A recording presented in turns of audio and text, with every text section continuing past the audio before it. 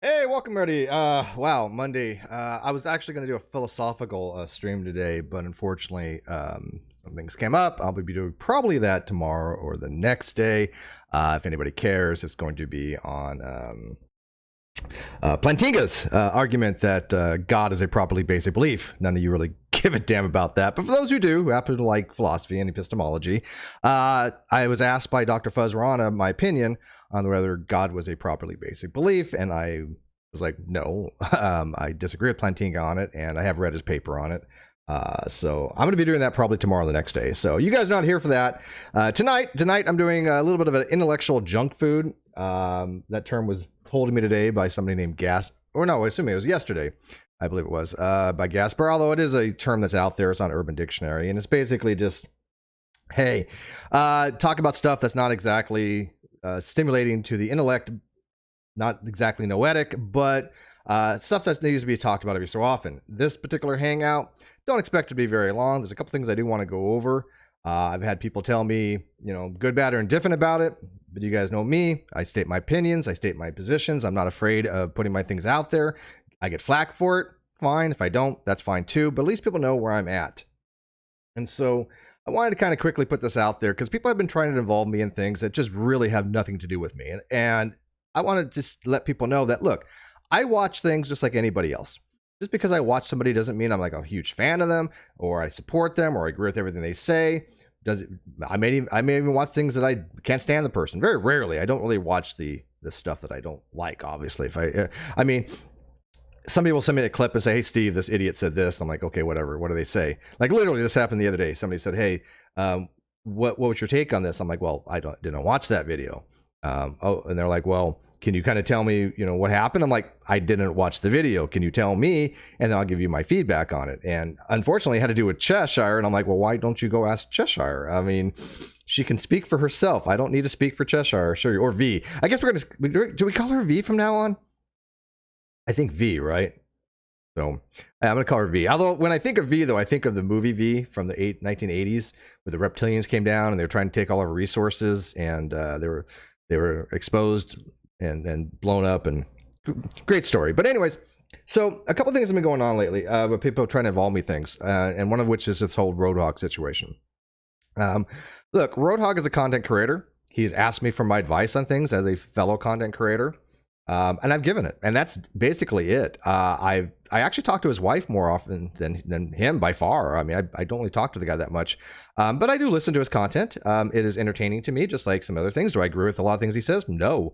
I think he makes some fundamental errors, but it's his channel to make those errors. And when people try to involve my name in association with people just because I happen to be in their live chat or I happen to watch something, it's a fundamental issue on YouTube of guilt by association.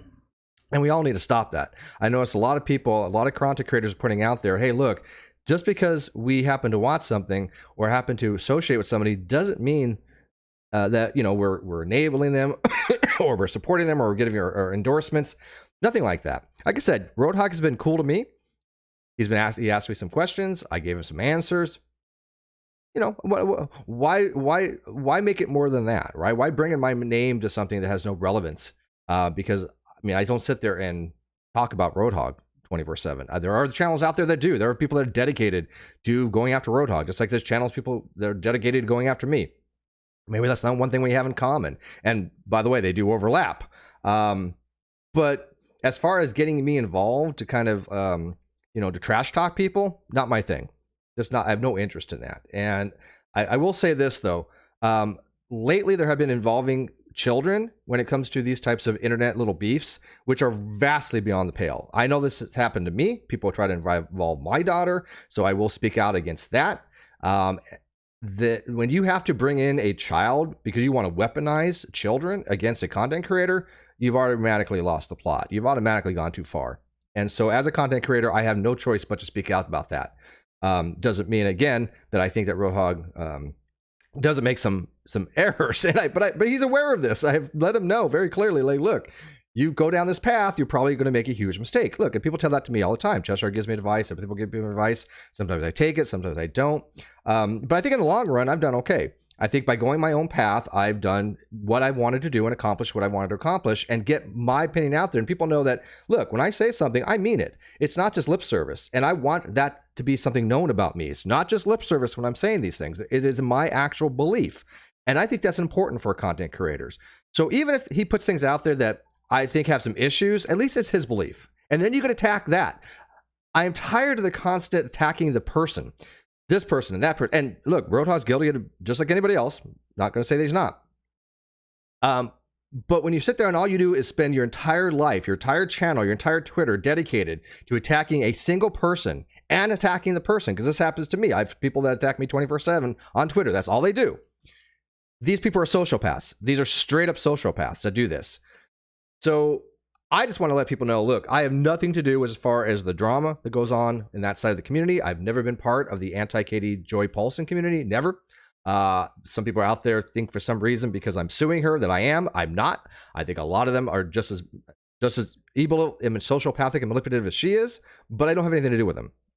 So Vondella 1998 for $1.09 says lawsuits, they're going after you or you to them. I'm going after them. Yeah, I'm suing them. Now there obviously there's a counter, but it's trivial, which we'll kind of get into a little bit. But I just wanted to really get that out there very quickly, that I need people to know, stop using my name to associate or attack other people. Like, look, people know that I have actual real friends, right? I mean, I consider like Erin, ECK People Suck, a friend. She's a great content creator. I like her commentary. I like her translation videos. I talk to her, on Hangouts, off air, I call her, I think we have a good rapport. She may or may not call us friends. I don't know, but at least we have a good rapport with each other. She associates with people I don't like. Straight up, I can't stand people that I think are very evil people. But do I hold that against her? No, not at all. I don't tell her who she can associate with. I don't tell her who she can't associate with. Not that she would listen to me anyways, because she's a lot like me. She does what she wants. And so when you have content creators like that, you can't just put them in some kind of homogenous mix and say, look, just because this person is watching this, that they're endorsing it or they're friends with them, just stop. Just leave my name out of that stuff. I got my own things to deal with, okay?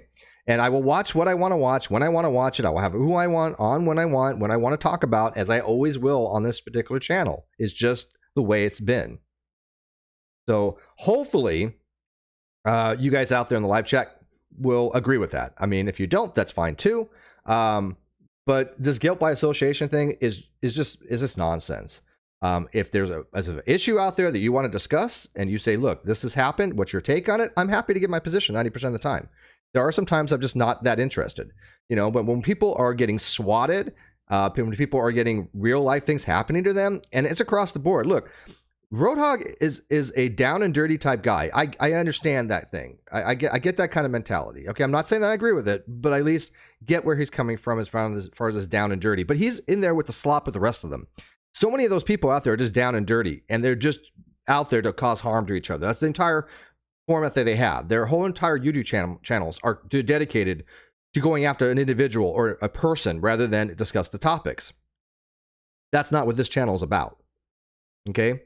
Now, there are things that I've talked about individually on like the Great Debate community when I go after, certain people on the cesspool, because they're just horrible human beings. But this channel itself, I don't really want it to do that. I really want it to talk about the topics and the discussions and things that are going on. So anyways, that's really all I'm going to talk about that with. Jan says, Roadhog's entire channel is dedicated to attacking people. That's always been, and glad plenty of people seeing how wrong and distract from themselves. And I think that he kind of admits that. Again, I just occasionally will listen to certain things, right? That's it. Some of them I find entertaining. Some of them I find distasteful. But what I listen to is what I listen to. But I think a lot of those channels, that's a lot of what they do is going after individuals. But again, there are some really crappy individuals out there. Some people may say I'm a crappy individual, and they spend years of their lives going after me. Okay, whatever. But you know what? I don't dedicate my life to one individual. I don't talk about one individual 24 hours a day, 7 days a week. My Twitter feed is not full of one individual. There's various things that are going on in my life that I will talk about. Obviously, with this lawsuit with Katie Joy Paulson, it's a big thing in my life, right? So that's something that does come up every so often, although I haven't talked about it very much lately, but I am tonight because there's something happened in the news that I kind of want to discuss. William Peterson, $2 says contribution to my favorite meanie poopy head. Thank you, William Peterson. All right, so I'm going to leave it there. I do have a StreamYards in the top. It's not shown, so if you come in, I'm not going to be any video, not being on camera, so you don't have to get gussied up. You don't have to get prettied up, Jim Jules. But if you want to talk about something and you want my opinion, by all means, come in and talk. That's what I do. I talk. But all in all, I really do think that my audience understands that just these are not my fights. I have no dog in any of these fights. I don't care one way or another. I just don't. But if somebody is cordial to me and they ask me for my advice and they ask me for what I think on things, I'm going to be cordial back to them. And I will tell you, Roadhog has always been cordial to me, and his wife even more so. I mean, she seems like a really cool, decent, honorable person. And so, you know, I'm not going to go. Look, when you have to attack a pregnant woman and a wife, and I have issues with that. I just fundamentally do. But she's been really cool to me, and I'm going to return that in kind. And I think that she needs that. So, if anything, like I said, I talk to Miss Roadhogs more than I do Roadhog. But I'm going to leave it there. So hopefully, you know, we can move on from there, and people can, from now on, just leave me out of this stuff. Because, again, just because I watch something doesn't mean that I'm endorsing them. I just, you know, I'm not going to sit there and diss on the guy when he does stuff that I don't agree with. You know, I'll tell him. I have told him privately. Doesn't mean I have to make it public. There's a lot of people that I tell privately that, hey, look, I don't agree with you on this. People that I do consider, you know, actual in real life friends, people that I've met in real life, that I'll go to and say, look, I don't think this was, you know, cool. I don't think what you did was right. I don't think what you said, you may want to address it. You might want to walk it back a little bit. And I'll give my advice. Most of the time it's not unsolicited, but sometimes. But again, those are people that I've actually known in my real life. Not everything is made for public consumption. Look, if your whole channel is dedicated to causing drama, then to me, you're not a content creator. And there are channels out there who are like that. I think Ren, Real Entertainment News, was dedicated to just drama. That's its whole channel, was just drama. Not much of a content creator to me, right? And obviously he got terminated for it. I think he said a lot of things that were very, very vitriolic, very, very racist. Not saying that other content creators aren't just as bad. Many of them are. But I denounce any of that talk across the board ubiquitously. Doesn't matter who you are. I think if you're a racist, you know, you got issues. If you think you're a bigot, you got issues. If you're a homophobe, you've got issues. But not everything that people say automatically is indicative of making somebody that particular trait. And these things have used on and on and on again to weaponize things. So just because people say things and they say it maybe in the heat of the moment, that doesn't necessarily make them a bad person. Should they apologize for it? Absolutely. But one instance or so doesn't really define an individual. That's just my particular take on that. So anyways, by the way, let's get some shout outs there real quick before we get into the meat of this particular stream. Got Jim Jules out there, my dietitian guru. She's building up her channel, so if you guys want to check it out, on matter of fact, Jim Jules, I got to give you a mod so you can go put your link to your videos. She has one video that she had lost 100 pounds. It's great. I don't know how it hasn't had 1 million views. It only has like 300. But Jim Jules was on the Non Sequitur show with Frank Parlato Jr. You guys want to go watch that? It was a very good episode. She got to tell her story about how she almost became potentially sex trafficked. I got Kino out there. She's hard at work outside taking orders. I guess from what I understand, the system broke where the drive-thru broke, and so she has to literally go outside to take orders. But she's watching this while she's doing that, so thank you for that. Claire Bear, always a pleasure seeing Claire Bear around. Claire Bear has actually started doing things more with V on That Time of the Month. If you haven't checked out That Time of the Month on V's channel, aka Cheshire, or the artist formerly known as Cheshire, the artist formerly known as Victoria Klein, the artist formerly known as, currently known as V, I guess. But if you guys really like to have women's perspectives on things, then go check out That Time of the Month, because that's pretty much what it is. 4 or 5 women get together and say, hey, this is our perspective. Now, look, I just want to be held, you know, well, I guess not held. I just want to be treated with the same respect that women would be treated by giving their point of view. I happen to be a guy. I have a guy perspective on things. You may not agree with my perspective on things, which is fine. Come talk to me about it. But I have a right to give my perspective as a man, just like they do as a woman. That's all. And you don't have to agree. Just a matter of respecting their opinion, which, of course, I do, because she has an amazing guest on. Her co-hosts are just awesome people. Let's see who else we had. Somebody else. Oh yeah, Mocking Media. I wanted to put a shout out to Mocking Media. If you haven't discovered Mocking Media, then you're just, what the hell are you doing on YouTube? Mocking Media basically is what YouTube was created for. They've actually got talent. Don't know who they are. No offense, don't care. But they have an exceptional amount of talent in making people laugh, and their videos make me laugh. Now, I will say this: you know, their videos are scathing. They're there to mock individuals, most because of what those individuals are stand for, what they say. I'm totally fine with that. That kind of light trolling, not a problem, because it's humorous. It's meant to be humorous. We all have done that. I have some videos on my channel where there's some light mockery, because it's not going after something that's protected. It's not going after their skin color or their race or their ethnicity or their gender or their sexual orientation, because those things are protected classes. And yes, I understand in comedy, all those things are on the table, and they should be. I mean, because those are fun. I mean, look, go back to the old days of, you know, Richard Pryor and Eddie Murphy, Alice, what was his name? O'Connor from the Jeffersons was a spin-off. All in the Family, right? I mean, the comedians know no boundaries when it comes to that kind of stuff. And so I'm fine when it comes to comedic things, but not when it's meant to hurt people, right? Comedy is not meant to hurt. It's meant to make people feel better. And a lot of times, laughter is a way we address social injustices. It's a coping mechanism, right? So I understand the need to mock certain things, because it's really just kind of a shining a light on society, on you know, the fact that there is systemic racism out there, there is homophobia out there. And so when there's comedians that mock those kind of things, it's to shine light on it and to kind of help cope with those things. So, but it's a fine line. I mean, there is a fine line. And this is why you have comedians that do really, really well, because they know that line. And then you have comedians that falter because they go over, and they, you know, go over that line. So, but anyways, I was going to ask Mocking Media, all are equally mocked. And so, by the way, feel free to mock me. It's my birthday coming up in February.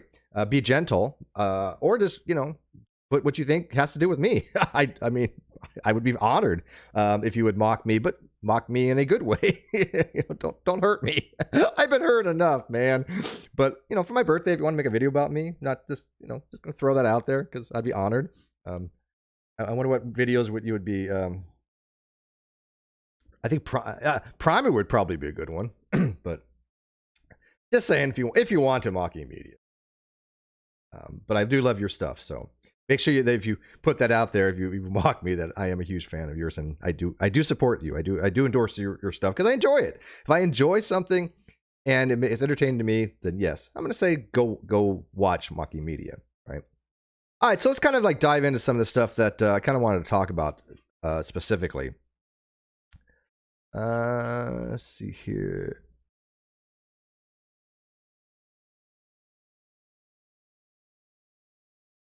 Where's my images here? Okay, now my images are not coming up. Why not? Okay, got to refresh it. Really weird that I had to do that. Okay, so there was a article that came out today on Cardi B. Now, look, I can't say I'm a huge fan of Cardi B. I mean, she's got a great voice. Yes. Very musically talented. She's gorgeous. I mean, yeah, she is stunning. It's just not my type of music. That's it. It's just nothing more than that. But she is absolutely talented. She's earned every penny by having her music out there, and people enjoy it. So, you know, huge props to Cardi B. It's just, you know, I tend to more like harder stuff, you know, like Metallica, Ghost, Slayer, Testament, Rush. Rush isn't hard stuff, but you know what I'm saying. But I mean, there are some songs that she has that I'm like, yeah, this is good stuff. Yeah, who doesn't like WAP, I guess, right?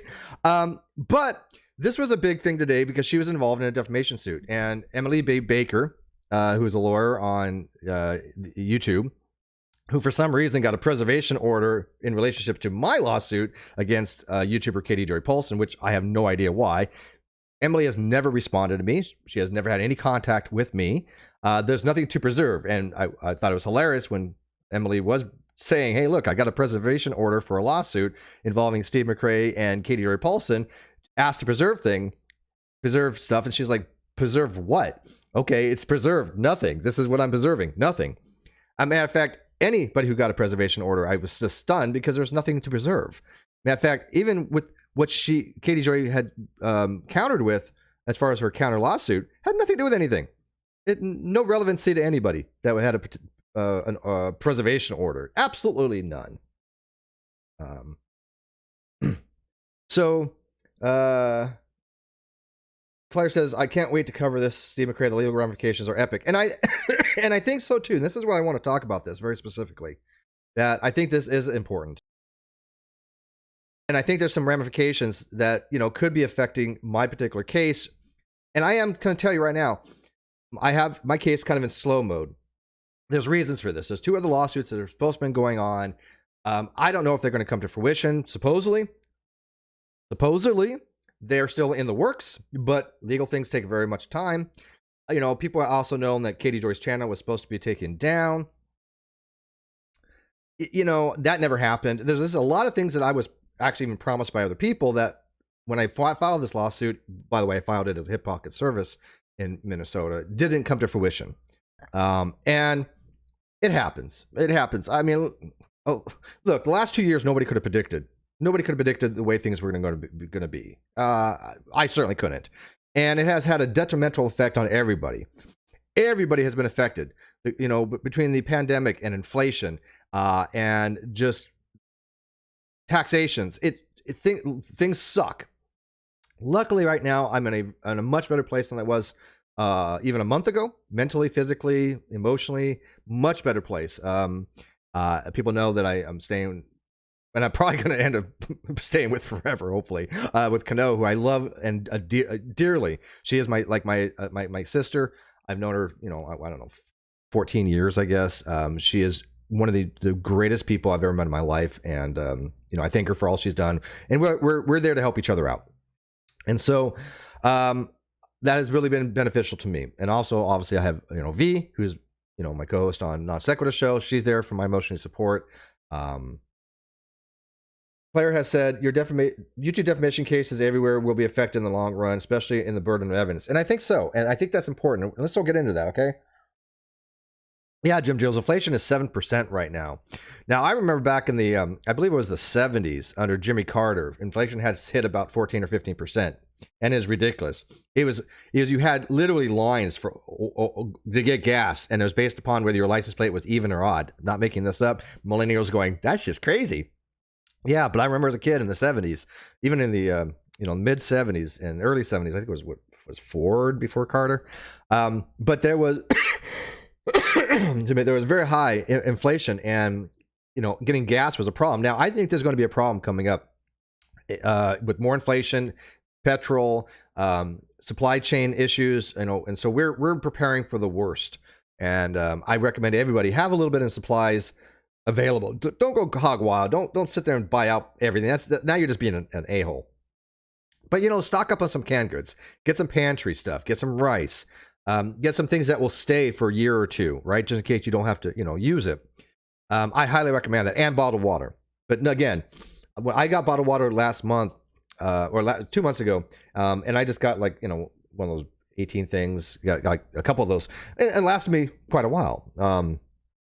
But I highly recommend it. But don't sit there and buy out a store, because that's just nasty. You're just nasty when you do that. All right, so to steal a phrase. So Emily Baker, again, she's aware of my lawsuit. She has not read my complaint. I have no idea why. It was hip pocket service, but I guess she won't do it until it's actually filed in court. I kind of understand that, but in a way I kind of don't. Doesn't matter. I like Emily's commentary. I know Kino is a fan of Emily. I've never really heard her say anything legally that I disagree with. Not that I'm a lawyer. No. But we all have our opinions, right? We all have our opinions. So as far as her commentary, I think she does a very good job. And she's certainly not like other dishonest lawyers on the internet that we definitely know will lie for views. And I've never seen her do that, nor do I expect her to be like that. And I think that she has made a name for herself by putting it out there that she gives very objective, very fair commentary with a little slice of sass. And we like that sass. Yeah. So, Yeah, Cano says we have a water filter, and it's a pretty good water filter too. I'm still trying to get over this cough, so I do apologize, but it's not as bad as it was by any means. So she tweeted out today, when I said the jury would be fast, this is a big win for Cardi B and a warning to content creators that defamation isn't impossible for celebrities to win. Now, for those of you guys who don't know, Cardi B was involved in a lawsuit with a YouTube creator called Tasha K. And from what I understand, I got most of this from watching Emily's videos on this particular topic. Tasha K had a YouTube channel where all she did was basically lie about Cardi B. I mean, and she admitted this in the documentation, in the court record. She basically said, my whole channel, it's just go after her and make things up or whatever. Probably not the best thing to say in a defamation lawsuit. And so she had accused Cardi B of being, I guess, sexually promiscuous, having an STI, having herpes, which, by the way, is legally by definition what's called defamation per se, which means, again, I'm not a lawyer, but from what I understand about legal terminology, which, not hopefully not too incompetent, but defamation per se is something that is egregious on its face value, that you don't have to show that there is any kind of economic or loss of funding, loss of monies. You don't have to show damages. They're so egregious in the nature of the statement of against somebody's called moral turpitude, that it has slandered them where you don't even need to show that there has been damages. It is something that is prima facie wrong. It is demonstrable, because when you claim these types of things, you have to have something called evidence. Even in philosophy, we talk a lot about evidentialism. We talk about justifications, and we talk about proofs, and we talk about things that need to be justified, which I'm going to be talking about in the next day or so when I talk about Plantinga and his properly basic beliefs for God. That in a court of law, it's even more so to prove your case, you need evidence. But in a slander suit like this, Tasha K would have to show that what she said was true, because the truth is always a positive defense. Right? Truth is always an affirmative defense. If you're speaking the truth, that's always a positive defense. But come to find out, she wasn't speaking the truth, and of course, she had no evidence for her defamation. So Cardi B, who has the means, she's pretty well off from what I understand. She has the means to get justice. And by the way, I applaud her for this. I really, honestly applaud her for trying to get justice, because getting justice is hard. It is extremely, extremely difficult. I mean, how long did it take to get justice for the non sequitur showcase? 2 years, and we still haven't gotten justice yet. Kyle doesn't have to make his first payment to me until July of this year. July. So what is this? January, February, March, April, May, June, July. 5 months. 5 months before he makes his first payment. And then 6 months later, it actually goes up higher. So, because he has to get a job, and then he has to make monthly payments to my lawyer who pays me, and then 6 months later, it goes up. But that was under his request. Kyle actually requested that. We agreed to those terms. Because again, if you don't have a job, how are you going to pay me, right? So, I applaud Cardi B for taking this to court. I really do. And I wish I knew how much she was spending on this, because I know how much I've spent already, and I will be telling you guys in details. I'm going to show you guys some receipts coming up here. So stick around. So she won a $1.25 million. She didn't have to show any damages. This was defamation per se, just because what this woman, Tasha K, was saying was so morally egregious. Because if you accuse somebody of having loathsome conduct, which includes having some kind of venereal disease, and they don't have it, you are held liable for that. There is a responsibility to be had. But not everybody has the means to take people to court on this stuff. And a lot of people, again, probably are not going to get this type of award, right? I'm not expecting a $1.2 million settlement from Joy Paulson. No possible way. Now, I will tell you that in the settlement agreement I got from Kyle, it was $115,000. Will he be paying that all? No. He'll be paying a portion of that. Okay, but if he misses a payment, then all that comes back. Then everything comes back, and he has to pay the entire amount. But he's going to be paying me back at least what he's owed me, and then some. That to me, at least financially, is I guess a win, right? And of course, he gave up all the copyright and he's not going to pursue anything. And if he fails to fulfill his obligations on the what was called the confession of judgment, then I'm pretty damn sure we can go back to the contempt of court and push for that. But from what I understand, the judge is not going to do anything in the contempt of court, the civil or the criminal, because we've reached the confession of judgment and we've asked for a dismissal. But the dismissal goes away if he breaches any of the terms, and all of it comes back like the dismissal never happened. All right, so again, I'm only asking for $50,000 plus obviously be legal cost. Now that does include punitive damage. What's really interesting in this particular case is that this doesn't include punitive damages. This was only for general damages, which I believe was $1 million, and then $250,000 for emotional medical damages. They're going to reconvene in the next day or two, I guess, for punitive damage, which could be much higher. Punitive damages could be a lot. So this is a heads up to YouTube creators that if you slander somebody, you say things that are false about them, you can be held for a lot of money. Now, Without a Crystal Ball is a limited liability corporation, but it's not shielded against this kind of stuff. Plus, I don't think she has insurance. She was required to tell us if she had insurance as part of the initial disclosures. As far as I know, she didn't. My lawyers have not said she has any kind of insurance. So even if she did, I don't think insurance covers defamation, if I'm not mistaken. But maybe Emily would know. But again, Emily doesn't cover any with me. Again, she's friends with Nate the lawyer, which I do have no idea why. But do I hold that against her? No.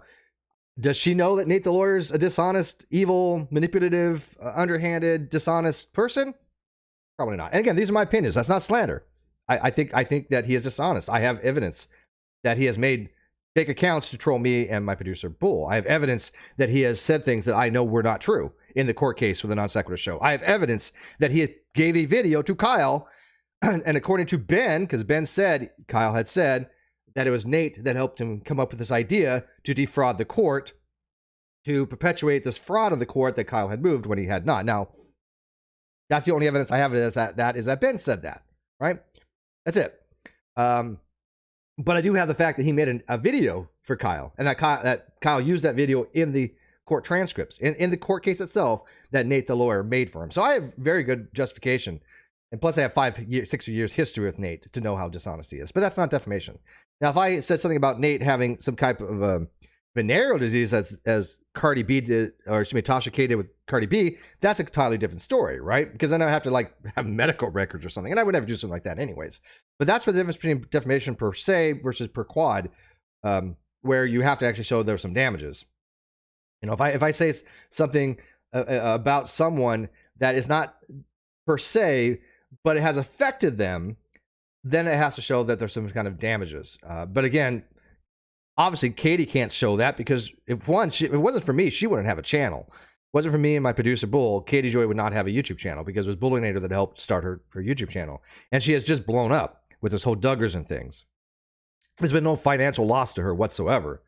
So, of course, any kind of defamation claim is just ridiculous as far as per quad.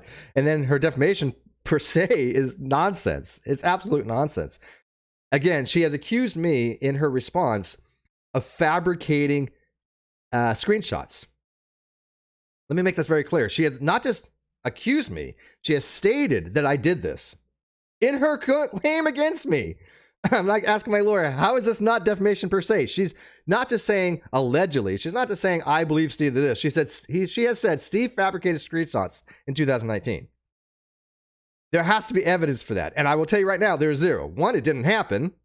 Two, I have exculpatory evidence to show how these screenshots came about. That has never been released to the public. Why? Because I've been saving them for a legal defamation lawsuit. But as Claire Bear said, this case here shows you have to show some kind of evidence for your claims. Tarsha K made claims she could not show evidence for, and Cardi B won because of that. Katie Joy has made claims about me that she cannot show evidence for. And I'm trying to take her to court to show that she has no evidence for it. And it's been an uphill climb. I have about 6 months left to file in court. And I'm trying. But I have not really pushed my GoFundMe very much because I've been working on the Non Sequitur show stuff. And so My GoFundMe is in the video description. It is fully active. People have tried taking it down. We've already resolved all that. It's perfectly fine right now as it is. So they can report it all they want. Nothing's going to happen because I've already talked to GoFundMe. I did exactly what they wanted. And they were like, okay, you're fine. You're good to go. And I have not changed anything since then. But unfortunately, my GoFundMe has not reached the right people. The people that could actually put it out there, the people that have associated or had associations with Katie that went south, don't even know who I am. You know, obviously she had a falling out with Jim Duggar, or not Jim Duggar. I mean, Amy Duggar. Amy Duggar doesn't know who the hell I am. I don't watch the Duggars. You know, I have no idea who she is. Oh, barely, right? But I know they had a falling out. When the viewer's choice, Nick, he doesn't know me. None of these people that have gone after Katie know who I am. They really just don't. And unfortunately, because I am one of the original victims of Katie Joy.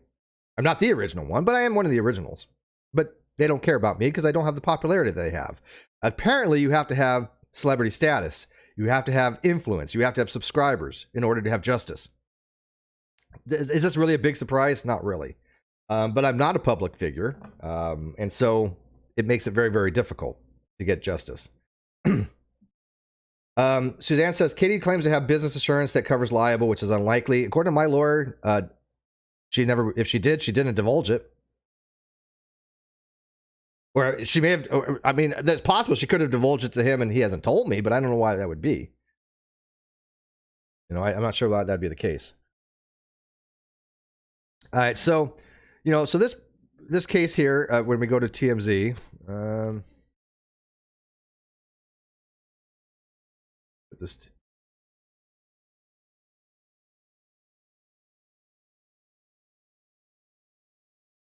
all right, so excuse me. So this is the TMZ article that it was talking about. It says Cardi B victorious over Tasha K in a liable trial. I hope that this is TMZ one. Which one's this one? I have a couple different articles here. I'll just read this one.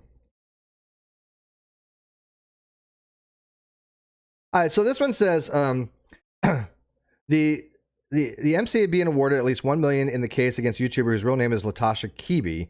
According to the publication, Kibi was found liable on 3 separate counts after claiming Cardi B was a prostitute, took drugs, and contracted STIs, among other things. Now, these are all things that go to moral turpitude.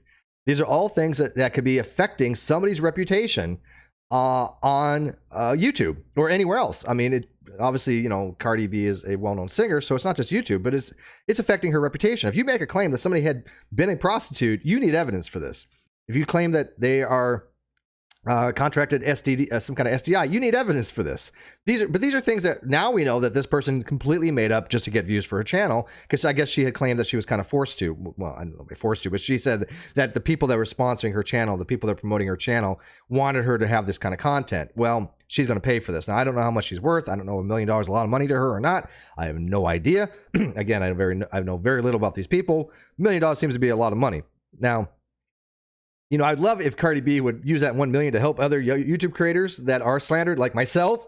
Hint, hint. But do I think that's going to happen? Absolutely not. But I would love if she did take some of that money to help other people get justice. And so, Monday verdict followed a 2-week trial per Billboard. Cardi was awarded $1.2 million in damages, with the potential of money growing because of punitive damages. Cardi's legal victory came after she testified earlier this month that she felt extremely suicidal in response to YouTube's claims, and that she felt so defeated and depressed, and I didn't want to sleep with my husband. And that's general damages. Look, these things do affect us. Don't think there for a second that they don't. What I've had to deal with Katie has affected me. I'm not going to say otherwise. I mean, I was accused of pretty BS stuff that we all know is BS, but it's still me that was the one being the accused. And so, was I ever suicidal? No. And I'm not even in the court case, so I have anything like that. I'm not going to just say things that were not true. I was never suicidal. Was I depressed? Yeah, I still have some things about that are going on. But there's a lot of reasons that go into that. But yes, the dealing with Katie Joy and the fact she's accused me of these things and how many trolls have latched onto this, yeah, of course it affects you. How could it not? I mean, I'd be lying to myself if that was the case. But you know what? I just, especially in the last couple weeks, ignored all of it. I got my own things working on. Now that we got Non Sequitur Show back and V and I are out there and we're doing content, we have a great dumpster fire coming up with S.J. Thomason and Dr. S.J. Thomason, Dr. Jim Majors, and Craig Reed. It's going to be, some of the old non sequitur type content that we grew and loved, because it's going to be about topic, about worldviews of, if everybody was Christian, what would it be like? If everybody was atheist, what would it be like? Which one's better? What kind of dumpster fire can happen there, right?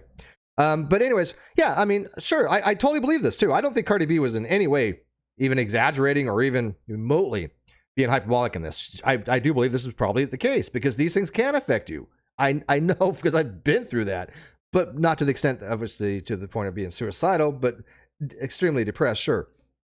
Cardi represents, in the case of Lisa F. Moore and William Pinguat of the Moore Pinguat Limited Liability Corporation, blah, blah, blah. But basically, Kibi admitted in court that she posted lies about Cardi. Right here. At one point, Kibi admitted in court that she posted lies about Cardi. Now, again, I'm not a lawyer. I think I understand some legal basics, though. A lawyer cannot allow their client to go up on the stand and lie. They just cannot do it. They could tell them, look, you cannot lie about this. Take the fifth, shut the hell up, don't say anything. They can say that, but they cannot tell a client to go up there and lie, nor can they allow that. This is one of the reasons why Kyle's lawyer had withdrawn from the case, because she knew that he was lying. She knew that he was lying to the court, lying to her, and a lawyer has an ethical obligation, not just to their client, but to the court as well. And so if there's a conflict there, they have to ask to recuse themselves, because they cannot divulge what the client has said because they have attorney-client privilege, but they cannot continue because they cannot allow that to have a defrauding of the court. So they're kind of in this middle ground of what do they do? Who's their allegiance to, the client or the court? And the answer is really kind of both. And so what happens normally, from what I understand, under Rule 1.16b, if I remember correctly, and I think it was 147 and 10 she quoted, that they say, look, Your Honor, I have an ethical obligation to my client and to you, and in all good conscience, I cannot continue this case. And most of the time, the judge knows what that means. They know that, hey, look, they have information that they cannot be given out. They're in a rock and a hard place, and they usually say, yes, okay, we will recuse you from this without asking any more details, because again, generally speaking, a lawyer cannot divulge attorney-client privilege to the court. This is how I understand it. Again, I'm not a lawyer. If you want legal information on that, go ask Emily D. Baker, or go ask Natalie, the lawyer. Go ask one of them. I'm sure they can give you 10,000 times more information about that. But as a layperson perspective, that is how I understand that to be. And so she actually admitted in court, yeah, I lie about this person. Probably not the best thing to do, okay? Look, if you're going to have a channel, all you do is just lie about somebody, the last thing you probably do is say, you know what I do? I just have a channel where I sit there and lie about people. That's probably, it's going to bite you. Now, there are channels out there that I believe that's all they do. That all they do is sit there and put out BS information. But I don't think any one of them is going to go, yeah, I just put out BS information, because obviously there's ramifications with YouTube, which, by the way, there might be here. Emily Baker brought up a very good point, and I thought about the exact same thing. If now there has been a judgment against a particular YouTube content creator, can they not just go now to YouTube and say, look, these are defamational, slanderous YouTube videos. There are so many of them, just not violate TOS and get the whole channel taken down. And that is a very big thing, to have that ability to take down a channel like that. And I think that's probably what they're going to try to do. I really do. I really think they're going to try to do that. Now, how this is applying to Katie Joy Paulson? Well, it's my particular belief that Katie Joy Paulson entire channel is predicated upon the same thing as this Tasha K person. It is to put out as much misinformation as you can in order to get clicks and views. Can I substantiate this? Yeah. That's why I'm suing her. I have evidence that she has lied about me. I have evidence that she has lied about V. I have evidence she has lied about Dottie Morgan. I have evidence she has lied about Aaron from EK People Suck. I have actual evidence of this. And again, some of it which has not been released yet, but of course, it's a court case. What do you expect? Anybody says, well, why don't you make it public? Because it's a court case. I put out as much as I can. And by the way, I put out far more than probably most people do about things when they're suing somebody. And people will say, well, you shouldn't do that. You're suing. but I've cleared this with my lawyers, okay? So my lawyers do know what I do. They know what I put out, and they know what I shouldn't put out. They've said, don't put this out because we want to use this in court. Now, will we have to give that to Katie Joy's lawyers? Yes, under discovery. But under initial discovery, I don't think that we do. Well, we've just done the initial discovery. But she will know my evidence. That's the evidence I'm going to be going, hopefully, in front of a jury or a judge, or maybe, because it's a lot less costly, what's called binding arbitration.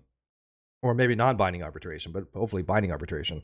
And show them, look, this is the lie. And this is the evidence for this. And when the defendant, in this case Katie, has no evidence that her claims are true, that gets dismissed. And when she has no evidence that what I've said is incorrect, it's in the lawsuit, it's only preponderance of the evidence, right? In a civil lawsuit, it's preponderance of the evidence. In criminal, it's beyond a reasonable doubt. But in this particular case, it's preponderance of the evidence. I have all the evidence. There is no preponderance more than all or nothing, because I've seen her evidence. It's nothing. It literally is nothing. Now, she can say, well, that's just nonsense. Okay, well, she put a lot of it out, and our AK people suck put out evidence when she tried to get a restraining order against me. It was nothing. So, yeah, I think I'm well within my rights to say there's absolutely no evidence. But why I can actually say that with absolute certitude is I never did the things that she claimed. I never created any screenshots, ever. I have not had multiple sock accounts that go around on Twitter. I just don't do that. Now, she, for some reason, thinks that I have. Okay, great. Where's your evidence for this? There is zero evidence for this because that never happened. I could actually turn over my entire Twitter from any of my accounts. There you go. Here you go, lawyers. Go through it. Do what you got to do. Now, hey, Katie, you do the same. Turn over every account you've ever had on Twitter. I dare you. Not going to happen with her. But I have no problem doing it whatsoever. I have nothing to be hiding. And so to say that I've done certain things like fabricated screenshots, yeah, that is defamational. You have to show evidence for that, especially when it never happened. And I actually have the actual evidence from where I got the screenshots from, and the story of it is a very, very long history of that. And unfortunately, some of it hasn't made public yet. It probably will be, but it will be by the person who sent me the screenshots, and they're going to be talking about the story, I think, on their channel, which is perfectly fine. But it certainly was not me that fabricated them, and I do not think they're fabricated. I still, to this day, absolutely believe certain screenshots are real. And so, my opinion, I'm allowed to have that. Wanderway says, so you've seen her evidence, but she hasn't seen yours. Again, not all the evidence, because when she counterfiled, she put a lot of evidence in there, right? But nothing was even remotely relevant. So what else could she possibly have? What would you possibly have for something that didn't happen? If I didn't create these screenshots, which I know I didn't do, what evidence could have out there that I did? What evidence that I sent death threats to somebody? Because she claimed I sent death threats to her. Never happened. One, I know I never did, obviously. But two, she also said that I threatened her in her emails. I've never sent Katie an email, ever, about anything. She once gave me her email. And by the way, the email she gave me is not the email that she uses out in public. But I never sent her an email on that account. The project that I was working on didn't come to fruition at the time, and I never corresponded with her about it. But she did give me a different email. And so, how can you have evidence for something that just didn't happen? You can't. But I actually have evidence that she says is deleted. It's not deleted. I actually have the evidence. I've never deleted anything. She actually accused me of deleting stuff. Well, nope, didn't happen. It's there. You can get it, and I have it. All right. So anyways, moving on here. If Katie is found liable in lawsuits, like for example, people know that Todd Chrisley's suing her. If she's found liable for that, and that doesn't happen in 2023, so it's a long ways out. But if he can actually prove that she has said things about him that were untrue, that were defamational per se, in this particular case, he's suing involving a sex tape involving his daughter, which I think is just unfathomable to me that this is even something that is even out there. If she cannot prove that she did not, well, it has to be malice, which I think there's definitely an argument for malice, but she also has to show that what she has said was true. I don't think she can do that. I just don't. But if they can show that she defamed Todd Chrisley by saying that he was extorting his daughter, saying that he was threatening to release a sex tape with his daughter.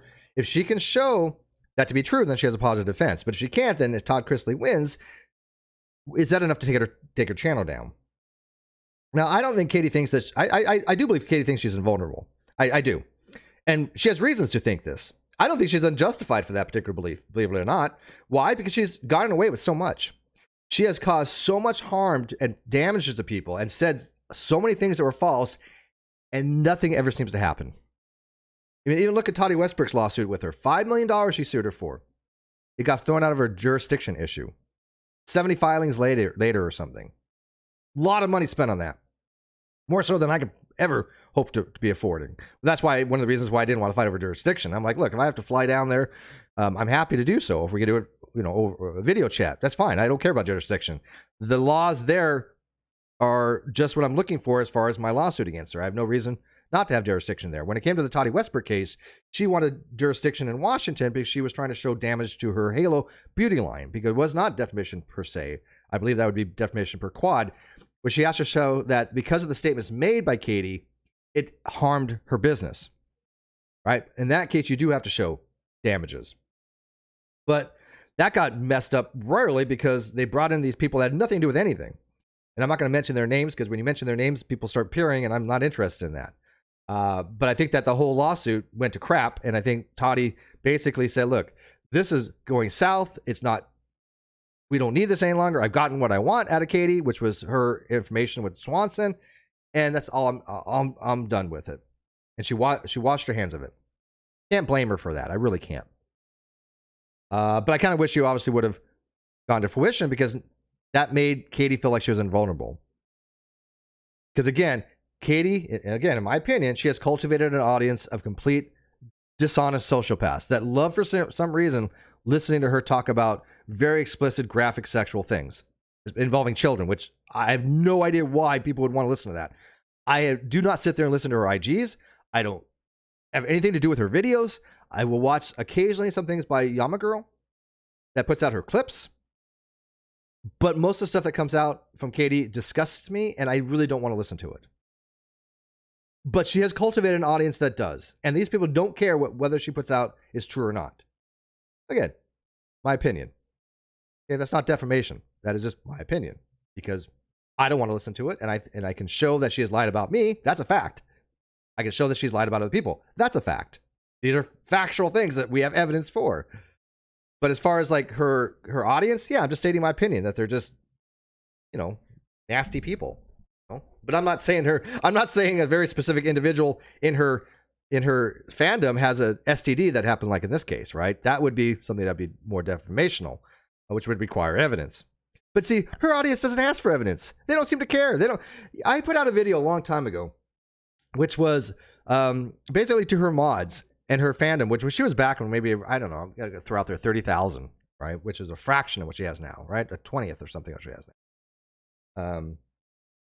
And I said, hey, look, these are the questions she should be asking. And some of them actually did. Somebody did take the challenge, and she lost subscribers over that. Not defamation. Why? Because I didn't say, go harm anybody. I just said, hey, ask questions. Nothing wrong with asking questions. If you're a fan of something, ask questions. Ask questions to me. I'll answer. And so a lot of people are finding out when you start asking questions, you get blocked.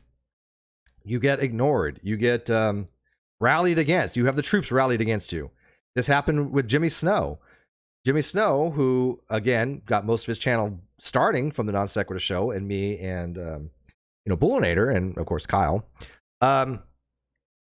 When people asked him about, why he was streaming to my channel, why he was helping somebody steal the Non Sequitur Show, why he was helping somebody steal $60,000, he blocked them. He's like, oh, well, don't ask me about this. It's like, wait a minute here. No. You don't get away that easy. You enabled somebody that you quote called a friend, threw him under the bus, and then spent how long blaming him? Oh, it was all his fault. I don't want to take any responsibility. And he's never has. But will Jimmy ever have accountability for that? No. Why? Because people move on. People know on YouTube, you could be a duplicitous person like that, and people move on. They lose the historical context of things. A lot of people don't even know Katie is in my background. They have no idea that she basically got her start on my channel. No idea. Which is kind of odd because, you know, you would think that when you follow somebody, you would kind of want to know a little bit about them, especially if you're a member to them or you subscribe to them or you Patreon. My life's an open book. My subscribers, my members, go to my Facebook page. I have, 10 years on there? I don't hide anything. I use my real name. You can't dox me because I have my real name. The only thing it dox is where I'm actually at as far as my address, but that information is not out there anywhere. You know? Let's just say I'm somewhere in Riverside. Okay? But there's very good reason not to put out people's personal information like their address, because you saw what happened to Roadhog. Whether you hate Roadhog or not, what happened to him, you have to speak out about as far as having police go to his place. That is to be morally egregious. And by the way, it would be the same thing that happened to even to Unirock, who I think is one of the most duplicitous, disgusting, morally inept people I've ever met in my entire freaking life. Again, my opinion. But if somebody tried to swat him, I would speak out about that. Because that's something you do not do, period. That to me is attempted murder, period. It should be tried as attempted murder. Now, does the SWAT actually have to be going out to somebody to be swatted? No, I don't think so. I think that if you attempt to cause harm by filing a false police report, that to me I'll call swatting. I have no problem with that. So these types of things have gone so far, you know, in reality, that I keep now I keep my information private. Not because again I have web pages and things like that nature. It's all private, so nobody has my current information. Because obviously, you know, if they're going to do it to Roadhog, I have a lot. No offense to Roadhog, but I got worse stalkers than he's got. These people are sociopaths who've gone after me for what, 5 years? So yeah, I have no doubt that these are the kind of people that will try to swat me just like they try to swat him. Or what happened recently with Tim Pool, he got swatted twice. These things that do happen. Being a YouTube creator, whether you like or hate them, it doesn't matter. You're putting yourself out there in the public. Just because you're not a public figure doesn't mean you're not public. We're out there, and it is, I swear to you, dangerous. Matter of fact, one of the things that Katie actually put in the court record was me telling people in a Facebook group, don't use your real name if you don't have to, only because it is dangerous. And they're like, oh, look, this is Steve telling people to use stock accounts. Well, yeah, because if you're going to be putting stuff out there like we do, and you know it's about people that are just sociopaths and mentally unwell, you need to take some kind of precaution. Kind of wish that I had initially, but at the same time, I don't want to live in my life in fear. So I have no problem with people hiding behind some kind of avatar. I really don't, if they're honest about it. And I've criticized people for trying to dox people on that. I'll be open. I mean, like Roadhog trying to find out information about people. I'm not into that. I think it's wrong to find out personal information that's in there. But at the same time, people have gone to his ex-wife's Facebook page to find information about him and using children. That is just as bad, if not even worse, because now you're involving children. So there's enough blame to go around and all that kind of stuff. But people could have to understand why YouTube creators don't put out their personal information. And these people that are doxing people that are going into people's live feeds to say this is their address, those people are literally going to get people killed one of these days. That's not hyperbole. That's not my emotions running amok. Those people will get somebody killed one of these days, whether by SWAT or by police or by suicide, because people are mentally affected. Just like this is like Cardi B. She was mentally affected to the point of being almost suicidal or even suicidal because of Tasha K putting out misinformation about her. Somebody's going to die. And we've already had enough loss in this community. People may or may not know this, but we just lost Shorter's cat. I knew Shorter's cat. His videos helped me get through a bad time in my life when my mom was, not doing very well. Now my mom is stable and she's in hospice. But she was on like the doorstep of death. I was literally in the hotel. I was literally in the hospital with her, and I was not knowing. I could not tell whether she was alive or dead. And I had called up Rhetoric, and I'm like, just like I was a wreck. I was just a wreck. I'm like, my mom's literally going to die. I mean, the nurse had actually told me, hey, if you want to say your last, things to your mom, you probably should come down tonight. Okay, they told me she was going to die. And so I was down there, and she looked like she was. Now, thankfully, she pulled through. And even though she is in a hospice and not in the best condition, is better than what she was. But I had watched Schroeder's cat's videos to kind of get me through that, because watching those sovereign citizens kind of get, the comeuppance made me feel better. Made me feel better. So there was a connection I had with Sorter's Cat when it came to that. And it is a loss to the community. And also we had lost OPT Lawyer, which was a friend of mine. Tim was a great guy. And he spoke out against other content creators and dishonest lawyers. And he had the knowledge to do so. Huge loss to the community. And of course, we've lost Bullinator. We've lost Jade West, who was a friend of mine. We've lost a lot of people. We don't need to lose anybody else, especially when it's because trolls are out there trying to actively cause harm to somebody. Now, again, do I think that the people that are doing this are the people that I do kind of associate with? No. I mean, look, there are people out there that don't like Roadhog that I get along with just fine. So be it. You know? Do I think they're the ones doing it? No, not in any means. I could probably tell you there's only 2 names that come to mind that are that mentally unwell to do something like that. And I'm not going to say who they are, but you can guess certainly one of them. And the other one is it makes himself known that they're a troll. So, well, actually, maybe 3 people, but whatever. But yeah, you know, being in the community where you have this amount of people that are out there watching that are just not mentally well, that will do these kinds of things in real life, have to be taken into account. Yeah, Claire says there is no side. Exactly. There is no side. I'm not on anybody's side. I'm doing what I do, and I happen to watch certain things. There is no side to be taken, but I will call out certain things. If you're swatting somebody, you are an unethical, dishonest, dangerous individual.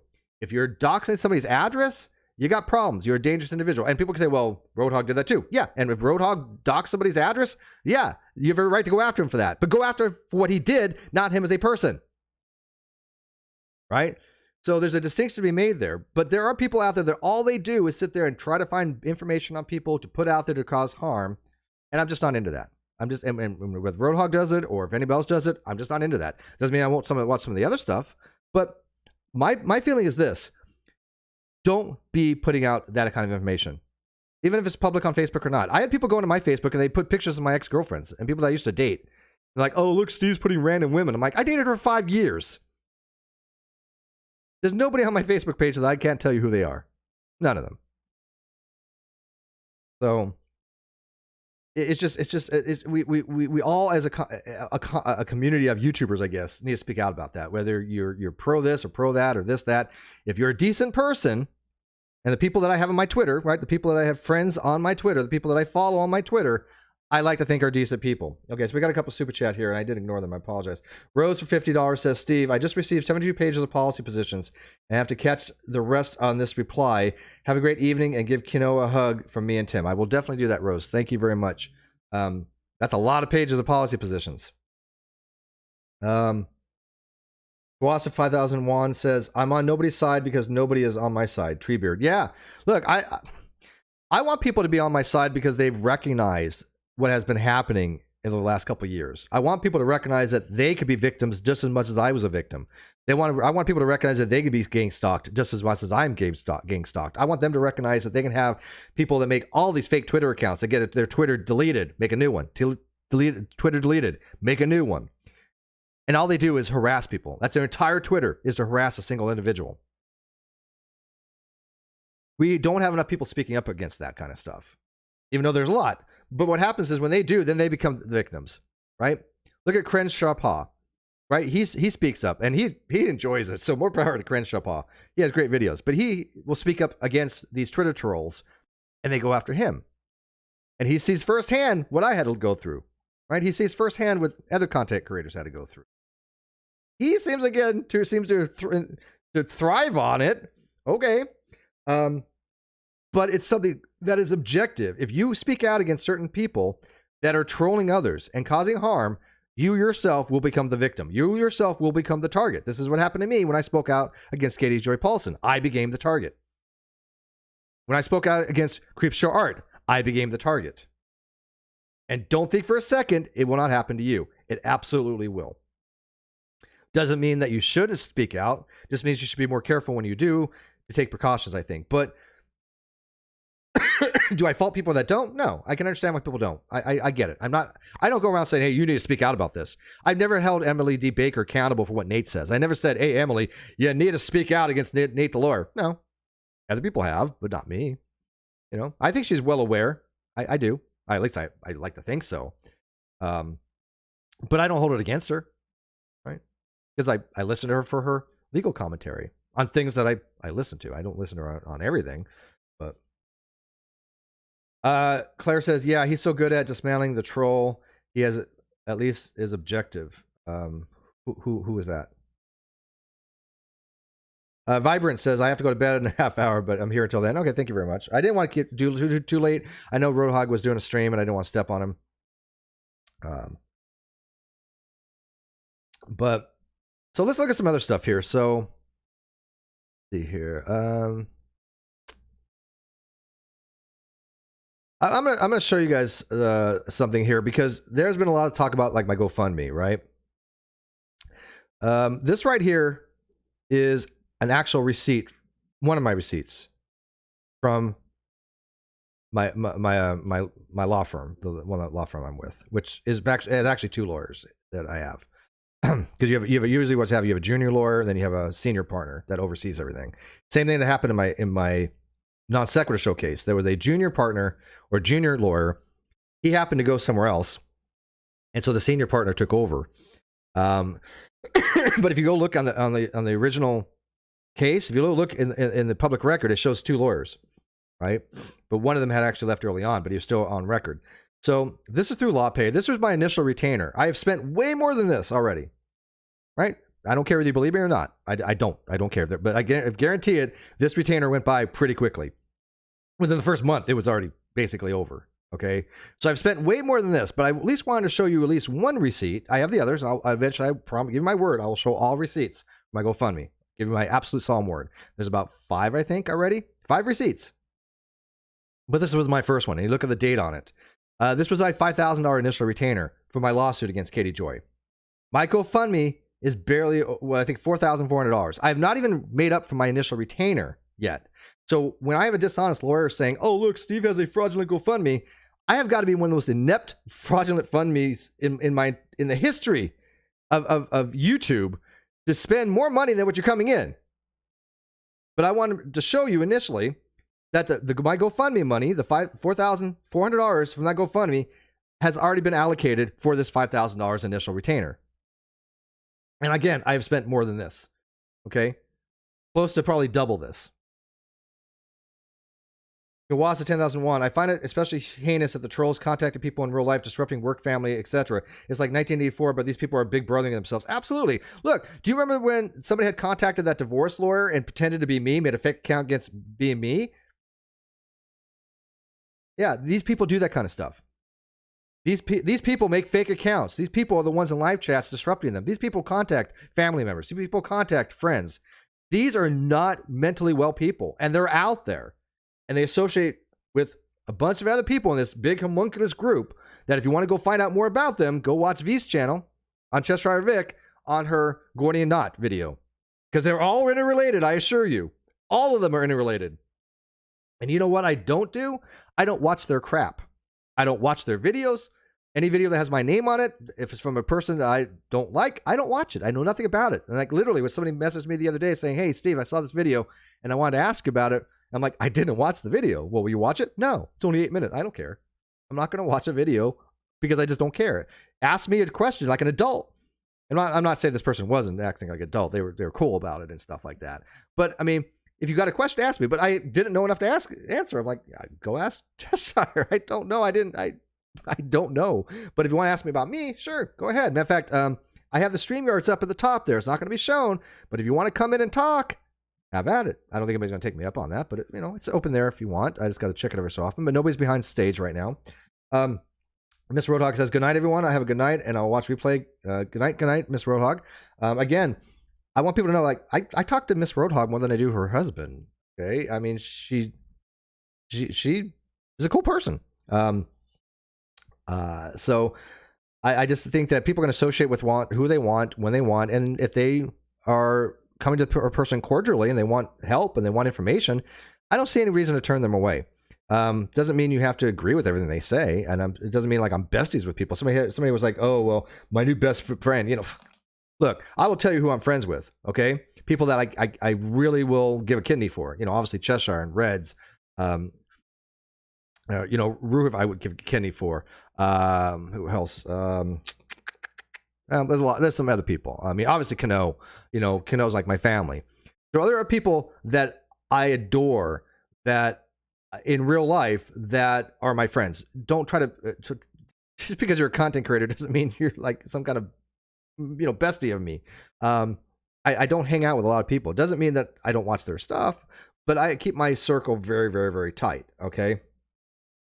Jim Jules is a friend of mine. I consider her a friend. Hopefully she does likewise. We actually talk off air, and she's an amazing human being. So somebody says, can you sue for defamation in the US for these cyberbullies? It's too hard. I mean, look, I'm trying to sue one person for defamation, and it's this difficult because I don't have the connections. Do I have some funding? Yes, I have some. Right? I have some funding to probably file it in court. But after that, it's going to take a little bit more than that. Okay? So I have some money that I have set aside because I went to work and obviously, I make money from my channel and all that. So I have an account that I have money in for this court case because I have to file it within 6 months in court.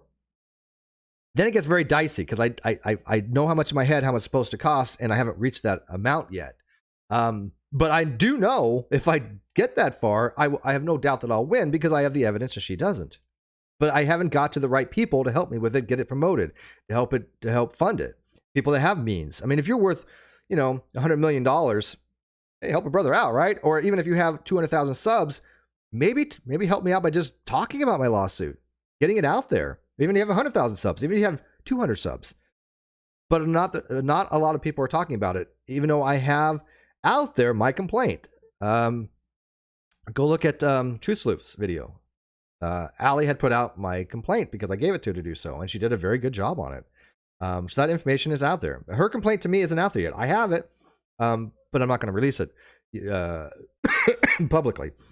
But I could show certain excerpts of it. But my complaint is my complaint, and so yes, I put that out there, and I think it's a pretty solid complaint. Matter of fact, I think if I'm not mistaken, okay, where'd I put this? Yeah, I'm gonna show you guys this real quick. Is that right here? Yeah, hopefully you guys can see this. Okay, so this is from my actual complaint. William Peterson, $5 says, I respect the fact that you are actually going after the bad actors instead of just whining. Definitely not what they expected to happen. Yeah, look, anybody can complain. Where's the evidence, though? Where's the evidence? I mean, it's difficult to go after these types of people because they will do things in real life that I'm not ever even would consider doing. Everything that they accuse us of doing, they're doing. They're the ones doxing people. They're the ones calling people's family. They're the ones causing harm to people. They're the ones making multiple fake accounts. They're the ones going to live chats. I don't do any of that stuff. None of it. And yet, oh, Steve's doing this. Steve doxed this. Steve did that. Okay, where's your evidence? Because there has never been any. This is why people are starting to come around going, wait a minute here. These people are doing this. We have evidence these people are doing it. And they're saying, oh, look, Aaron's doing this. Tina's doing this. Steve's doing this. Dottie's doing this. Where? Where are any of us contacting anybody's family members? Now, I'm not saying it doesn't happen. There was one person that contacted like her hairstylist or something like that. Wasn't me.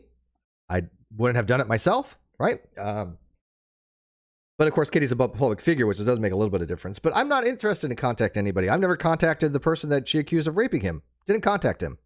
Never contacted the police officer involved with that. Never contacted them. Other people have. That's up to them. That's their content, right? But I think they do so with genuine intent, right?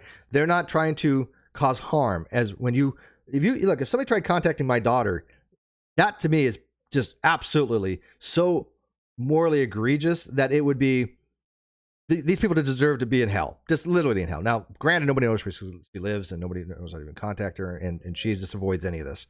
She knows if anybody's ever contact her, she just blocks straight away. But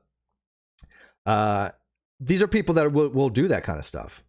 They will do that kind of stuff, and I am very much against that. And so when they're saying, "Oh, look, Steve does this kind of stuff," and they have never evidence for it, and you see them doing it, this is why I have a following, and they're losing theirs. They're losing the ground on this because their entire lives are dedicated to talking about other people on Twitter and causing harm, and people are seeing this. Chronic Space, welcome to New Hole. Thank you, Chronic Space, becoming a member. I appreciate that, Chronic Space. But here we see this. This is actually my lawsuit. And so I say that on May 29, 2020, defendant filed a harassment restraining order, HRO, which was a TRO, as a type of harassment restraining order, which was temporary because I did file to have it adjudicated because I was like, hey, this is BS. By the way, fun fact, she's had 3 filings, three TROs that she has filed against 3 separate people. Anybody can guess how many of them actually flew? Yeah, take a wild guess. Against plaintiff. On January 1st, 2020, an ex parte order granting petition for harassment restraining order was issued. Yes, because ex parte doesn't require any evidence for ex parte. There's a reason for that, and there should be a reason for that, which is the safety of the individual. But when you go to court and you ask for a hearing, you say, okay, where's your evidence to actually make this into an actual restraining order rather than a temporary? That's where the problem arises, because when you say something in an affidavit that is not true, that's going to come out. And she said things in her affidavit that were not true. And this was noted by Aaron's video, that here's the affidavit. I think there's like 27 or 28 things on her affidavit. I think one of them didn't contain. I think one didn't contain a falsity. Everything on there, you could say, has some kind of direct or indirect falsity. Not just an accusation, but an actual false statement. I think most of them, all of them, had a false statement. Pretty impressive. And then I say, I say, on or about June 2nd, 2020, defendant claimed in a video posted to Instagram, which I have all this, right? Evidence that the court added, quote, a stipulation under the Violence Against Women's Act, VAWA, sua sponte, which means that the judge put it in there on his own accord. It was a motion done by the court, not by a lawyer, because the defendant had, quote, tons of evidence, her words, regarding plaintiff's conduct. On August 8, 2020, the defendant said again stated the court ordered the VAWA provision on their own. Plus, I have tweets of this. So I had tweets.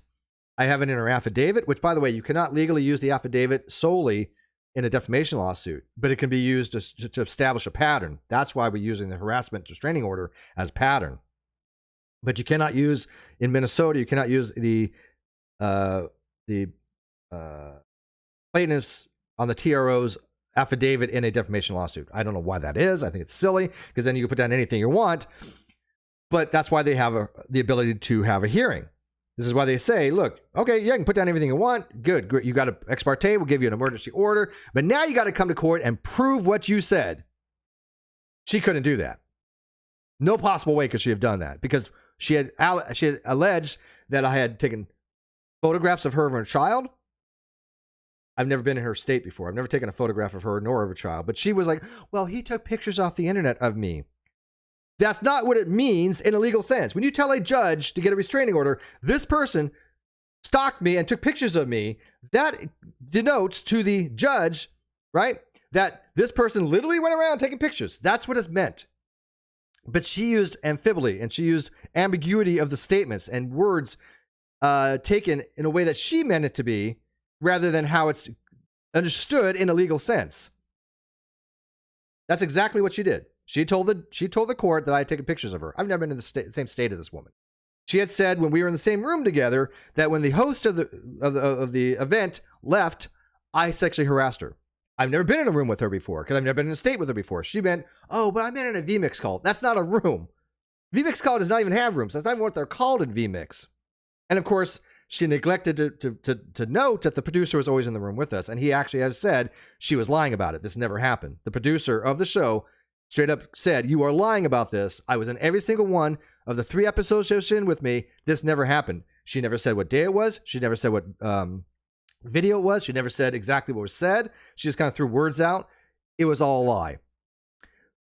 But to top it off, this is why the lawsuit comes in.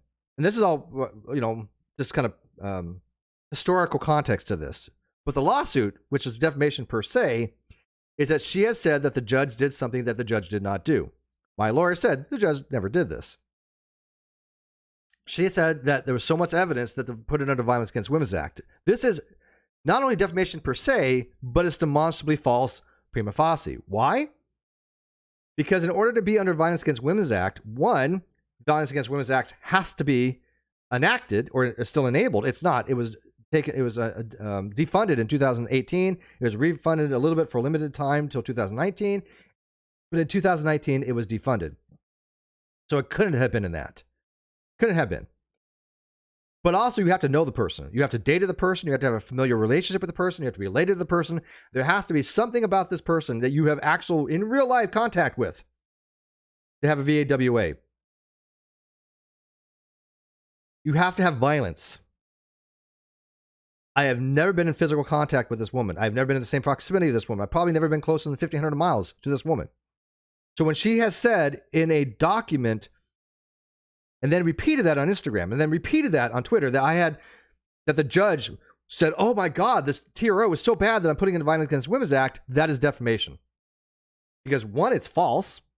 Two, I could definitely think that I could prove that it was malicious because of a pattern that she has established by filing a false TRO, that I can show she had manipulated the wording in order to get the TRO, which shows pattern, which shows malice.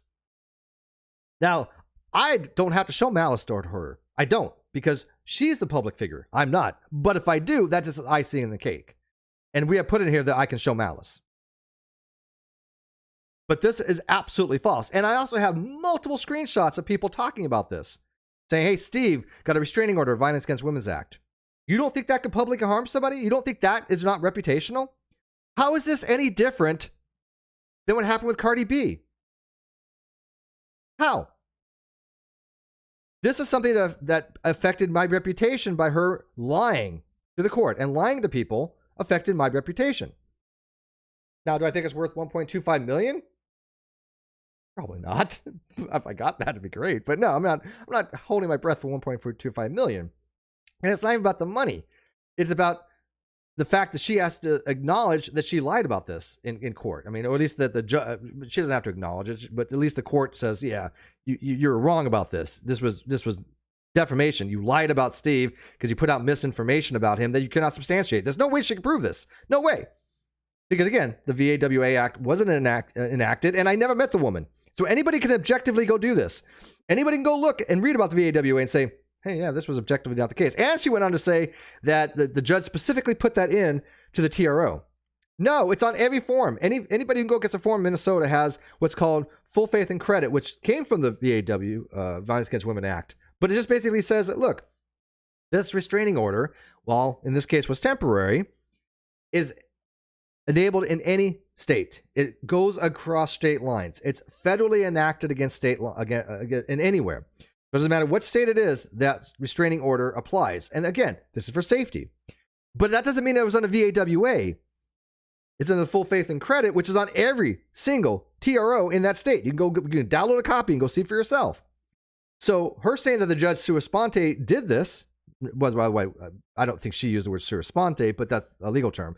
For her to say that the judge did this on his own accord is sua sponte. That was a lie. I have evidence that my own lawyer saying that this never happened. I have evidence that the VAWA wasn't enacted at the time. I have evidence that I've never met this woman in order to be familiar with her, to have any kind of relationship with her that would ever be under Violence Against Women's Act. But where are the actual people that support victims' rights? This is making a mockery of the legal system that she is out there trying to lie about people and then countersue them.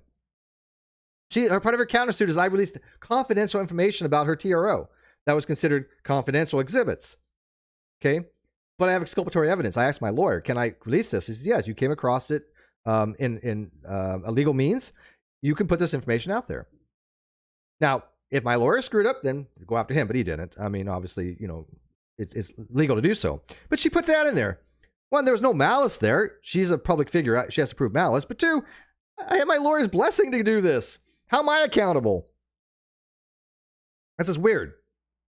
I mean, that's just weird. But it's her own evidence, by the way, that was just nonsense. So Abigail says, when you win, Steve, everybody understand what kind of person it is. Well, yeah, but I've not really been promoting my GoFundMe that much. My bad, but I've been involved in other things. But I don't know how to get to the right people. This is what I need help from you guys. Yes, I appreciate every dime that has gone to my GoFundMe. And by the way, I showed you the receipt. So all that money that has gone to my GoFundMe has gone to legal fees. $5,000 worth of legal fees. I haven't even recouped that yet. So I'm not making any money on this. And I've spent almost probably twice as much as that already. I'm not making anything off my GoFundMe. I'm not coming out ahead. I'm still way in the negative. But it's not about the money. It's about getting this to trial, or at least to a binding arbitration, to get in front of a judge. Because for some reason, like Emily Baker said, she's only going to read it if it gets filed in the court system through Pacer or state thing, whatever it is. That's her prerogative. She could read my complaint if she wanted to. It's out there. She could ask me for a copy of it. She never has. She has never talked to me. I don't know why she won't, but she's not willing to do that. Well, so be it. Doesn't mean I don't watch her stuff. I do, but I don't know how to get to the right people to get my complaint out there. Okay, because this complaint is out there. It's available. It's redacted. Certain things are redacted in here, as far as like towards the end, but that was because my lawyer asked for that. But as far as this stuff, this is all open. There's like, yeah, you can put this out there. It's your complaint. And then number 34, it said, defendant maliciously made numerous false statements about plaintiff, and VAWA labeled plaintiff as an abuser of women and caused third parties to falsely believe that plaintiff was an abuser of women. Where's our evidence for that? That never happened. This was to go after my reputation, just like that YouTuber went after Cardi B's reputation. It was to paint them in a light that was harmful to the reputation as a performer, as an entertainer, as a YouTuber. And then she claims that defendant stated the plaintiff had threatened her by email to pay an apology. Okay, where's the evidence for that? Where's that email? Because that email does not exist. I've never emailed her. Matter of fact, I know exactly how that video, her apology to me, came about. I know exactly how it came about. And I have that in the court. It will be a part of the court record. So all this will be public at one time. And it's certainly not her story. There was no threats whatsoever. It was literally her saying she's going to apologize, make an apology video. And I asked, hey, will you put some links in there for me? Will you put the Death of the Non Sequitur show in there for me? And then I'll talk about it on the Caffeine Corner and let people know that you have agreed to make an apology and that you put the links in for me, and I'm done with it. You're off my radar. And that's a Navy term for saying that you're just not going to, pay attention to somebody. When you're on somebody's radar, that's not a threat. That just means that, look, I'm paying more attention to you because there's a need to. Usually you're on somebody's radar when you don't do your job properly. But I casually told her she's off my radar. She took that as a threat. That's not a threat. I mean, no rational person in the world would take that as a threat because it clearly wasn't. It just means I'm not going to pay much attention to her because at that point it was really kind of done when she made the apology video, which she took down. But there was never any threat. I have that. I have the conversation. There was never any threat. And it wasn't by email. This was an outright lie. So how is it that she can get away with outright lying about people and I have to sit there and struggle to get justice? I have to struggle because I'm not a man of means. I'm living with a friend in a studio apartment that I adore. I love it here. It's very comfortable, very relaxing, far less stress than it was before. But I don't have the means like Cardi B, who's probably worth, I don't know, I want to say worth tens of millions of dollars, probably $100 million. Who the hell knows? And I don't have the connections that she has. I don't have the ability to get my information out there as she has. And I don't have access to Emily Baker. Yes, Emily Baker knows who I am. I for some reason she doesn't seem to like me. I don't know why. Probably because she's friends with Nate the lawyer. Nate the lawyer lied about me 24/7, and she's kind of biased her against her, or got biased against me. Or there might be other reasons. I don't know. Maybe she has legit reasons not to like me. I don't know. Maybe I'm reading too much into it. Who the hell knows? This is all subjective. But objectively, I can say her evaluations of the legal cases I've seen has been really good. But I don't know why she wouldn't talk about this. If Katie Joy has lied about this, which can be well established, why are not channels talking about this? I don't know. I just don't know. I mean, I appreciate the ones that I have. I know that Truth Sleuth has, and she's been very, very cordial to me. Allie has been nothing but kind, nothing but objective. But where are the bigger channels? I just don't know. But that's a little, that's pretty much my rant for the night. I'm going to try to push the GoFundMe more coming up here. I'm going to try to have some connections. I'm going to try to write to certain people that might be able to help. And even if they can't help financially, they might have the connections to get it out there, because this could be a very large YouTube lawsuit, considering what just happened with Cardi B, considering that she just had something very similar happen to her. What's the difference? Here you have a person that's lying about me, that's saying falsities, and this is just one of many things that she has said. You know, she has said that I committed fraud. She has said that I committed medical fraud. She said I sexually harassed her. None of which she has evidence for. Matter of fact, she actually apologized for many of it, saying, yeah, I just listened to Kyle. So she was wrong, which, by the way, goes to pattern. You know, Katie was like, oh, some of this stuff is beyond statute of limitation. Why didn't anybody, what lawyer would file this? It goes to pattern. It goes to pattern. I mean, when you defame somebody and you do it over and over and over again, that's malicious. That can go into punitive damages. What do you think they're going to talk about in the next couple of days with the Cardi B thing? Punitive damages. Why? Because there was malice there. I mean, this Tasha or Trisha person was just like, yeah, I'm on my channel lying about Cardi B. Yeah. But that's pretty malicious. I don't know what else you need to be. Cardi B. Yeah. I don't know what else needs to be shown when you're that open about it. Yeah, I was lying about them.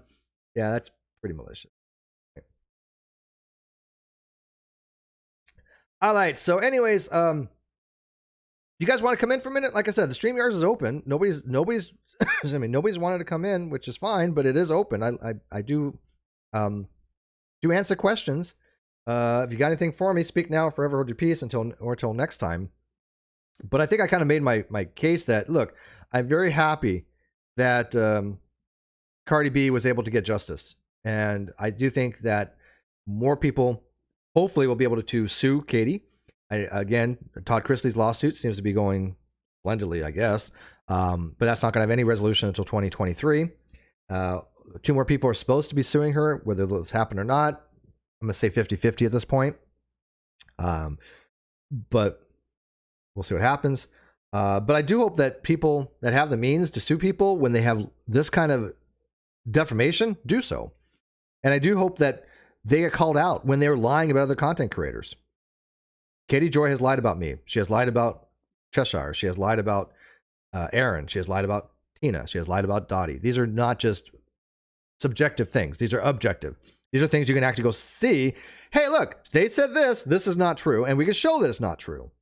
But where's the accountability? Why isn't YouTube involved saying, hey, look, yeah, this is a person literally causing a hostile environment on YouTube. And I know they looked at her channel. I know they were trying to take down her channel. They never did. So what needs to be, what is the justice? That's all I really want to know tonight. What is the justice for people that, like myself, who's basically a nobody on YouTube? I'm a D- influencer. You know, I'll call a micro influencer, not a public figure. And by the way, people that say they're public figures and they're not, stop it. You're not a public figure. She's a public figure because she has actually been cited in TMZ and other places. That's considered to be a public figure. I've never been cited. I have no public personage. I have no media presence. I am in no way a public figure. Just because you're on just because you are on YouTube does not make you a public figure. You have to have some kind of influence. You have to have some kind of standing. You have to have some kind of media. I have none of that. None of that. And so I am in the public, but that has to be differentiated between the two. Yeah, nobody, Jessars, nobody wants to talk to me. That's true. Yeah, Cardi B. I'm sorry. Yeah, Cardi B. Who was cited in TMZ? Joy Paulson has been mentioned on TMZ before. She's the one that had the Amber Portwood video or audio that kind of put her on the map. And so, you know, she has actually she said in the lawsuit with Todd Chrisley that she's an internationally recognized journalist. Do with that what you will. How, but whatever. But she has admitted that she's a public figure. So the fact that as a public figure, she has to show that I have done any kind of malice toward her is just raise the bar so high. I mean, look, she can't even meet the bar that I've done anything illegal or unethical or in any way civil. I've done no civil tort. She hasn't even met that bar yet, more or less prove there's malice involved.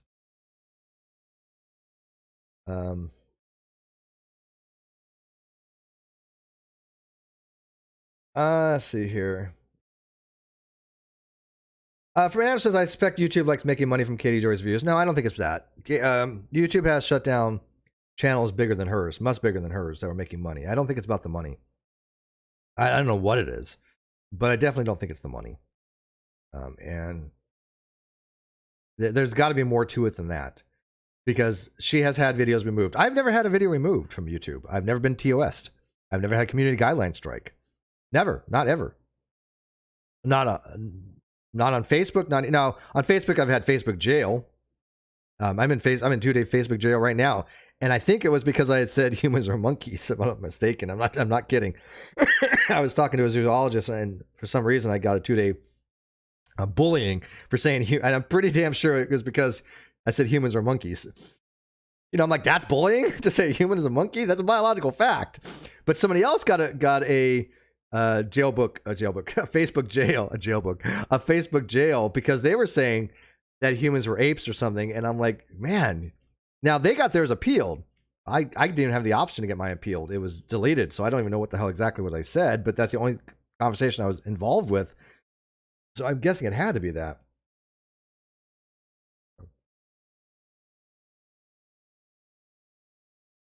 General Zoffer says, Steve, you are the kind of the great debate community that has to count for something.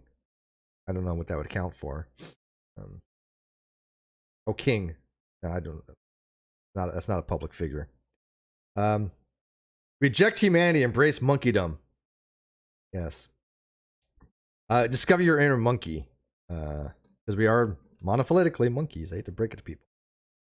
Now, generally, we don't go around saying we're monkeys because we do differentiate between brute animals and us. But monophyletically, we are monkeys. Monophyletically, we are fish. Whatever. All right, that's it. That's all you guys got for questions. I mean, have I met my burden of proof? 1, that Kitty has lied. 2, that this GoFundMe that I have has not made me any money. It is only right now all gone to initially my retainer. And again, I've spent more money than that. So I have shown that my GoFundMe money has been spent on legal fees. Every single dime of it has been spent on legal fees. Not a penny hasn't.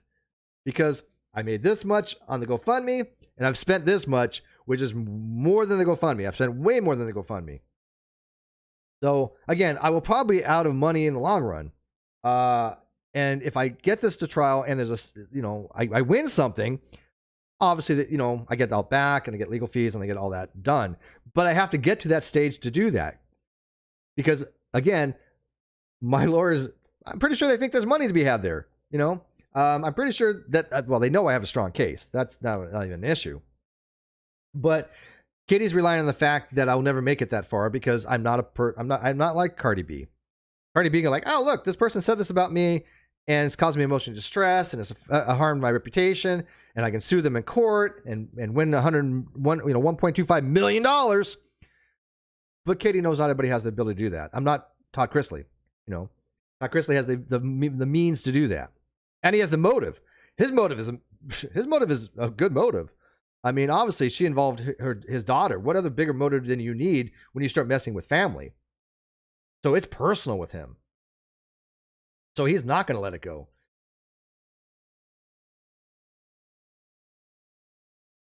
Do you guys have any questions as far as like my lawsuit? And will you guys help me get it out to the right people? Not necessarily my GoFundMe, but my blog, which is in the video description, my Me Too blog that she had misused the Me Too movement to try to falsely accuse me of things that never happened. Will you, as my subscribers, help me get the information out there? That means a lot to me, and I don't know how to do it. I just don't. I don't have that kind of platform. I don't have that kind of influence. And I don't know many people that do. And the ones that do, most of them just aren't getting involved. I mean, look at Kennedy Baker. She's not getting involved. Even though this would be a big lawsuit, I think, if it goes, to the trial, she's not getting involved. Okay. But why aren't the other lawyers out there that on YouTube? Why aren't they interested in this? I mean, I really want to know. I'm not sitting there going, look, I'm a male cisgender, white person. Therefore, I don't have the same degree of justice as somebody who's maybe not cisgender or somebody who's female. I hate to go that route, right? Because I don't think that's the case. I honestly don't. But I do find that they're more willing to cover cases involving people that are not just, some Joe Schmuckatelli like me. I mean, I'm an average Joe Blow, who cares about Steve? Yeah, he got screwed over by Katie. Yeah, she lied about him. Yeah, she's lying about him and Aaron and Tina and a lot of other people. But whatever. They're not of significant consequence because again, it's not just me. She lied about Aaron as well. Aaron's a female, So I don't think it's because I'm not of any kind of protected class. It's just odd. My voice seems to be meaningless to certain people. Chronic Space says we got you, and I appreciate that, Chronic Space. And I know there's some people out there that really do mean that, and I appreciate that's what they do. But they're kind of in the same position I am. They don't have the means to do so as far as getting the connections out there. Because I don't follow all those people out there. And the one time I did do a video about like Creepshow art, I guess it got it backfired, even though her video got 360,000 views. And people realize, oh look, yeah, Steve was right about her. She is trash. She is somebody who goes out of her way to bully people and harm people, as she stalked Emily Artful for what, a decade? A little bit too late, a little bit too late that they recognize that. But I'm still gonna be doing what I do. I'm still gonna be having these little meetings with you guys, these little summits, these little powwows or whatever. I enjoy them. But my next stream is going to be philosophical in nature. It'll probably get 3 people watching. That's fine with me. It'll be on Plantinga's argument that God is a properly basic belief. If you want to join that, let me know in the video description. I may do it tomorrow or Wednesday. But then on the 28th, we have, again, Dr. Jesse Thomason, Dr. Jim Majors, and Craig Reed coming in, and they're going to be arguing which is a better thing for humanity, for the world, is if everybody was Christian or everybody was atheist. And I mean atheist as in there is no God. Not this weak, oh, I don't believe you. I just don't believe you. I don't believe there's a God, but I'm not making the claim there's no God. No, none of that crap. Dr. Jim Majors like, look, God doesn't exist. Let me tell you why. And I respect that. Your local church will help you out. I'm sure the local churches are going to be really interested in that. Although I wouldn't mind actually going down to some local churches and interviewing them. I asked a friend of mine who lives locally if I can borrow her GoPro, but she hasn't gotten me back to on it yet. But I want to be able to have in-world conversations. And I have gotten out a little bit more. I mean, I've lived in this area for quite some time. Before I moved 7 years ago, I moved about a half a mile from where I used to live. So I know the places around here. I do know the churches around here. I've never gone to them, but I know where they're at. Claire says, thanks, have a great night. Does anybody want to come in? Nobody? Before I go off air, will one person come in? Just anybody? The link is in the video description. Make me feel like I'm wanted. Make me feel like I'm needed. Give me some reason to carry on. Anybody? Jim Jules. You don't have to even go on camera. Just come on in, Jim Jules. By the way, Jim Jules is supposed to be a guest on my channel to talk about something, hopefully this month, when she's ready. But that's going to be cool because I like having Jim Jules on. Claire Bear. Anybody? Nobody? See, this is what I'm saying. Nobody wants to come in and talk to me. They'll listen. This is why I don't even know why I'm on YouTube. I should be doing podcast. Most people even tell me, hey, Steve, we don't even know what the hell's going on your screen most of the time. We're just listening as we do other things. I know, like Kano, she doesn't watch. She listens. She's just out there doing her thing at work, and she listens. So let's just go back to streaming on a podcast and not even worry about this OBS type stuff.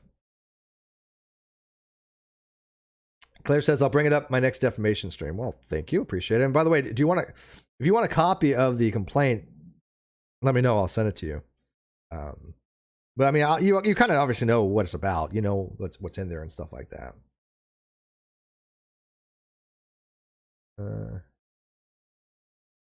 But I guess nobody wants to come in, so I'm going to wrap it up, guys. Thanks for watching this. Please leave a comment in the video description. Jim, Jules, you don't even have to go on camera. What do you need makeup for? I'm not on camera in the stream lab, in the stream yards. No. Fernando says, I would love to have a chat. However, I'm halfway through prepping pizza dough and cooking red sauce. That sounds really good. Yeah. Oh, I think somebody popped in. Oh, a Wild V appeared. Oh, like we never talked to her. Yes. Oh, we got a Wild Chronic Space appeared. Hey, somebody who's not chess for a change. I'm just kidding. Hi. Oh, somebody said I have a soothing voice. I appreciate that. This is my radio voice. This is my YouTube voice. When I talk to Treshire, my voice is really about 4 octaves higher. Thank you. See, somebody cares about my well-being. And nowadays, you know, just having a little bit of social interaction means a lot because we don't have enough. I'll take it. I'm not ashamed. I am not ashamed of pity callers. I'm just not. So anyway, Chronic Space, by the way, thanks for becoming a member. But what do you think of all this? I mean, you know, you've been around, but go ahead.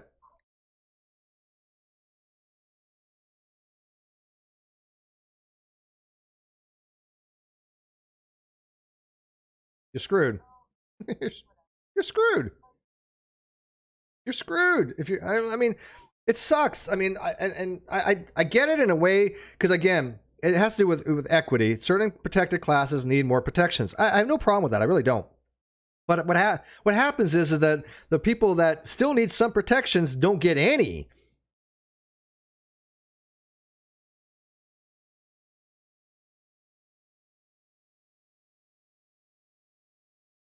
Is it? Yeah, and well, and the problem is even though, you know, we kind of can in some ways, it doesn't mean we don't rely on other people for help. I mean, I have somebody right now that I've known for a very, very long time that I have been trying to help out. I'm getting them situated and I'm getting them moved and a job because I have the connections to do so. That made me feel important. You know, important. It made me feel good because I'm helping somebody. I'm giving back, and so. I think that connection, a lot of people lose those connections because on YouTube, we have so many people that try and tear anybody down. They're not building anybody up. Their whole lives are spent tearing people down. Their whole lives are spent on Twitter and YouTube criticizing people for that being that person rather than going, hey, look, this person said this. I don't like what they said. Let me explain why. And it's wrong or it's a lie. That's fine. I have no problem with that. We all do that. Yeah. And look at my notifications and like somebody tagged me. I'll read the first 3 words, and if I'm like, oh, this is crap, I don't even read it anymore. I just block it. Like, you're twittering into a bit because I'm not reading them. Yeah, no, I agree. By the way, can you guys hear them in here? Hopefully they can hear you. There's a little bit of echo, but I'm about to jump down anyways because I just wanted to make sure you had friends up here. Yeah, it's full now, but thank you. Yeah. All right, bye guys. We had a wild Nikki appear. Hi, Nikki. Hi, how are you? I'm doing well. How are you? Is that echo on my end, by the way, or is that your guys' end? I don't know. I don't know. It doesn't matter. Whatever. I don't hear it. Not that bad. I don't hear it. Do you hear it, Chesh? I do a little bit. But it could be because no, I don't think it's in me, but whatever. But Nikki, what do you think of all this? I mean, you've been around. Yeah, there's a huge echo. I'm like delayed. Well, you should be listening just to the call, not to the video. I think you might have the video on the background. Yeah, that'll do it. Yeah, she's listening to the video, not the StreamYards. So what's the question, Steve? Yeah. Yeah, Nikki, turn off the video and just listen to the StreamYards. But you should be able to hear us. I think you're right. Yes, I am right. You have to turn the sound off of YouTube, or there's an echo. Yeah. Well, hell yeah, that works better. Yeah, doesn't it? Yes. I'm like, what the hell's going on? We've done this once or twice. We're experienced. Yes, I know. No, I think you have, you're definitely going to win. Absolutely. There's like no doubt in my mind. What she's done to you is disgusting. And you've got so many people behind you. It's unbelievable. So how do you're going to win it. But how do I get it to where I can get it? Okay, first of all, like I said, I have 6 more months to file or it gets dismissed with prejudice. I don't have enough to continue all the way. I can get it filed, but I know it's going to cost more than that. Now, granted, as I'm going, working and I have income, everything, I put a lot of my own money in this and I don't have a lot. So what I mean, it really is something that means something to me. This is something that I believe very strongly in, right? People are like, oh, it's about the money. No, I mean, I would not. It's so funny. People are like, well, Steve's kind of crazy to, this money could have gone to his child. Well, yeah, but if I win, that money can go to my child too, Steve, Yeah, Steve. exactly. So where are you promoting this? Because this whole stream was about defamation, yes, and I didn't see you promoting the thing down there. So The GoFundMe is in the video description. yeah, it is good, because that's what you need to do. You need to just every time we're speaking about defamation, every time we're speaking about law cases that have anything to do with defamation or YouTube in general, then it's a promotion opportunity, and you need to just get yourself. In my humble opinion, you need to get it out there. No, I agree. Jess tells me the same thing. Yeah, every time I see something that you have on Twitter, I always repost it, always reshare it, just so that people see. I noticed that. I appreciate it. Oh, by the way, can you guys hear them now? I'm just making sure they can hear you. It looks like it's fine on my end. So I'm pretty sure they can, but I just want somebody in the live chat to go, yes, we can hear them. Because this is going to change. This changes your case too, because of the level of evidence that did not have to be presented, and they pushed it all back onto the other side, which is precedent for a YouTube case, actually, and you realize that, I'm sure. Absolutely do. Yeah, because she has to prove that the judge did something that the judge did not do. Wow. She has to prove that her statements were true that she made. Right. And she can't. But we know that the judge didn't do that. One, again, my lawyer is very clear. Justice never happened, and it's just an impossibility because, again, the VAWA wasn't in effect. And two, you have to know the person. And so I'm sure her lawyer has told her, look, if this goes to trial, you were going to probably lose. I don't have evidence of this, but I would imagine her lawyer, who's the same lawyer that's defending her for Todd Chrisley, has told her, you have said things that we don't have evidence for. I can't imagine that he hasn't. Yeah, but KJ, she won't listen. No. Because she knows she gets away with this stuff because I don't have the support that Cardi B has. I don't have access to Emily D. Baker to go, hey, can you get this out there? Because Emily Baker gets 5,000 people watching. If they knew about Katie, they would maybe help out. But again, she's not willing to help out. Okay, so be it. But Katie has a large audience that has no idea who I even am. That's true. Yeah. Jim and I can only get blocked so many times bringing up your name. Nobody should have an influencer. I don't know why people tag her. And what's worse is they tag me with her. Don't do that. Don't tag me with her. I'm in a lawsuit with her. And don't tag me with people that I blocked. Don't do that. I don't mind people tagging me, but don't tag me with people that I do not associate with. It just seems silly to me. But anyways, hey, Jim Jules. Hi. Hi. Hey. Hi, Jules. Oh my God. Oh God. Shall we all leave now? No, we're not off. We're not off air. But Jim Jules. She's just a friend. Stop it, okay? But she's my. Oh, she's. I'm her client, although I don't pay her. But it's kind of like not attorney client, but it's dietitian client privilege. Yeah. Okay. Yeah. All right. He's my test subject. Yeah. Do we have privilege, don't we, though, Jules? We have privilege. Privilege. Yeah, because of code of conduct for nutritionists and dietitians. Yeah, I made you sign that contract. I did. Yes. So, whatever I say to her about my nutritional needs stays behind. And will be used against him. Like anybody would care anyway. That's it. Yeah. Exactly. Hey, Steve, how's your vitamin D deficiency? Get out some sun. Yeah. Steve is lacking in the D department. Is that what you just told me? Wait, Jesh, what is with you? You were in the chat with the same stuff. What's going on today? What's going on? I'm feeling harassed. This is defamation from my co-host. I owed him one from last non sequitur show. Okay, because damn, that's like last wrong show. Were any of you guys in Roadhog chat tonight? And those bots came in and their pictures were actual guys with things. No, they're actual. No, I was like, wait. They're pictures of what? Yeah, there was pictures of that's what their avatars were. It was literally their package hanging out. Oh. Okay, and they were saying well, that's why I have it. That's why I don't show the chat. This is why I have the chat widget doesn't show the avatars for that very reason. That's why we non sequitur right now. Half of the super chats and stuff are going to get cut off. That's one of the reasons why I wasn't pulling things up at the bottom last episode, was because I didn't have enough time to set it up because somebody I'm not gonna name names. Oh, now I see where it's coming from. Okay, here we go. Steve's fault. So let me ask you, Nick, Hashtag. let me ask you, Yeah, Nikki, Steve's fault. what do you think about the people that do this kind of stuff? Because I got to tell you, Jessica and I, we've experienced all kinds of Bots, stuff. or Well, what do you mean? Talkamate. Wait, what kind of stuff we talking? People, Yeah, that's not just bots, but people that actually go on these live chats to try to disrupt them by putting out, personal information and they make fake accounts over and over and over again to disrupt the content. I think it's disgusting, and I think that it should be by law, punishable by law somehow. You know what I mean? Like at one strike, two strike, three strike, you're out, you're done, get out of here. Do you know what you can work on that, Nikki. Actually, before they get blocked, if you're a mod, if you report them for the spamming first, those counts will get taken down.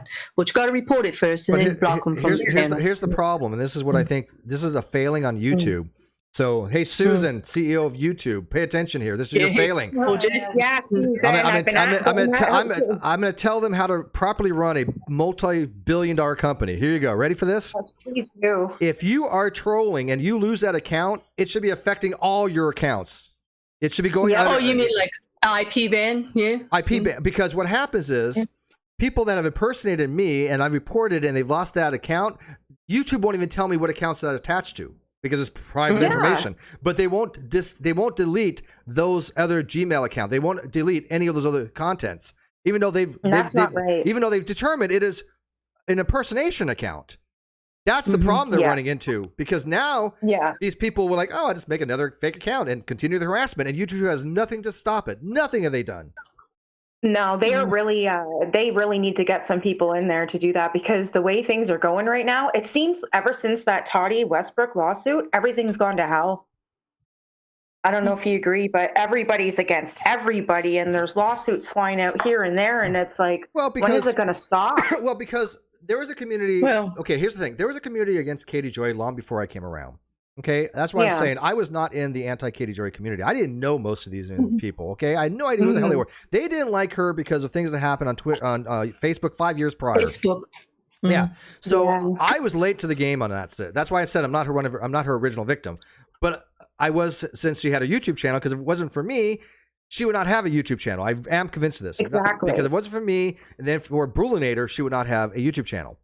So, I was not in that sphere of those people at all. I wasn't either. Yeah, but she was trying to push me into that. She was like, "Oh, look, here's a person who I want to go after, and I'm just going to put Steve in with the rest of them, and try to say that Steve and Tina and Aaron are doing things that none of us ever did." Yeah. No, that was a total different group, and that was all Facebook. Am I not correct? It started from Facebook, and then it carried over to Twitter, and then to YouTube, and again. Well, it's called grifting, is the word you're looking for. It's grifting, yeah. Mm-hmm.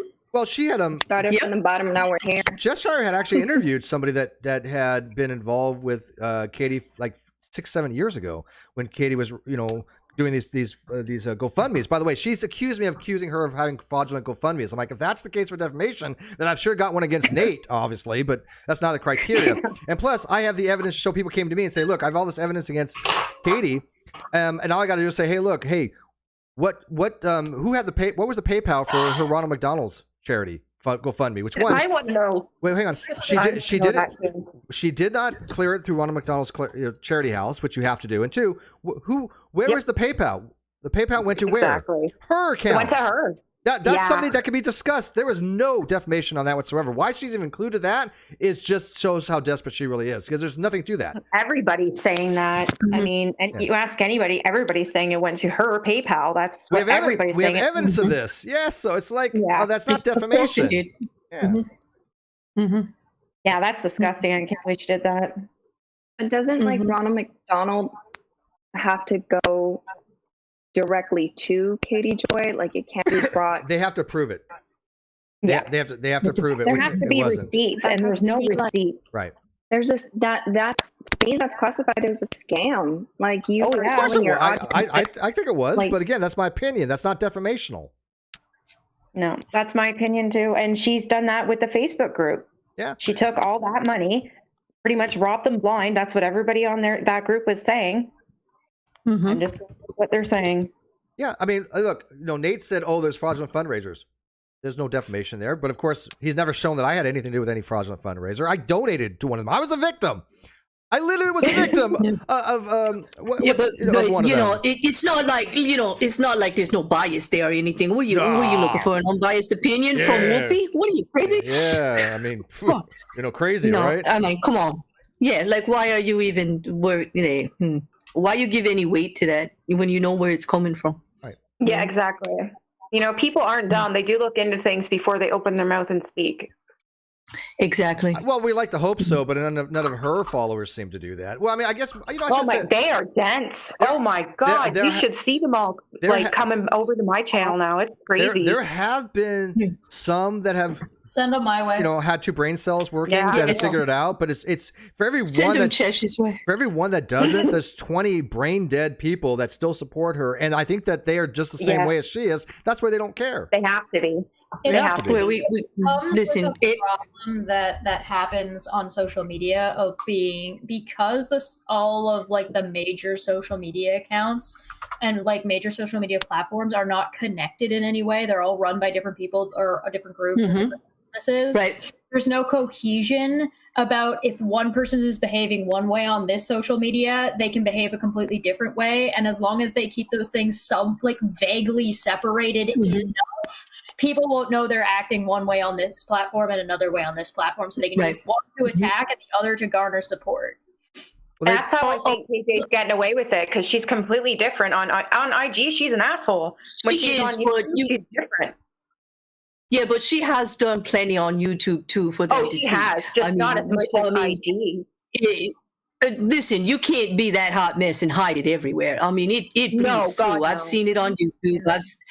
She is worse on Instagram and she's worse on Twitter. But but this is we all see her from the whole, right? And we we see the whole thing, right? So it's a lot harder when you're not privy whatsoever. You don't. There are cracks and red flags, but you don't recognize them as such because you're blissfully ignorant of the situation. Oh God, I remember that day. I remember that day. Do you remember that day, Cheshire, when we were blissfully ignorant? Like way back when. I don't know if that was. I don't know if I was ever in that. I don't know. But Claire, that's a technique that a lot of dishonest content creators utilize. Is that they do. They'll be on YouTube and then they'll do something completely different on IG because things are a little bit different. Now, I've done things on IG, but I'm exactly the same thing. There's nothing I've ever done on IG that I haven't put on YouTube and vice versa. So I'm the same. But there are content creators that have literally gone, especially Periscope. People know who I'm talking about. That if they were to say those things on YouTube, then it would, YouTube would probably have a problem. But again, they do say certain things on YouTube, and YouTube has done nothing, absolutely nothing. I know. And I don't understand. It is frustrating. I hear your frustration. And believe me, I'm just a itty bitty little fish, and I feel it because I see all the bullshit that's out there and all the hypocrisy, and I see not actual content getting all the play, and it's frustrating. I hear you. Just imagine, it's an uphill climb, but all you can do is just. We can only be responsible for ourselves. I mean, we're not the YouTube police. We're not going to save YouTube. Susan's not going to listen to us. She's not going to listen to us. What does she care? She don't listen to us. So all we could do is set an example and just try not to play the dirty game. That's all. I remember when I remember when YouTube said, "Oh, we're going to be more transparent to the creators." We believe while they pulled the shade down, as they pulled the shade down on the windows and walked away. Yeah, I get it. So one of the things is that you'll find is because humans are habitual. When you get in a habit of checking somebody's Instagram or checking somebody's social media or whatever, you get in a habit. So you're just checking it. And you're not thinking about it necessarily. But when you start adding to that habit where you get in the habit of checking on them, when it's someone you don't like, you're contributing. Well, even besides that, it's very hard to not start to slip into sort of a very, very toxic situation where you're bringing this toxicity into your life because you're following around somebody you don't like. And when it reaches that point of, oh, well, I disagree with them. Oh, well, I don't like them about this. Oh, I think they did this horrible thing. Oh, well, look at Becky over there fucking breathing. What a bitch. Becky! Right? So Becky got so fucking nerve. Okay, I'm sorry. And that's where you see some of the people who are like the anti-KJ community hate KJ no matter what it is she is doing. Yeah, but it doesn't matter. No, but that's and you see the same. You see the same thing with people like Steve.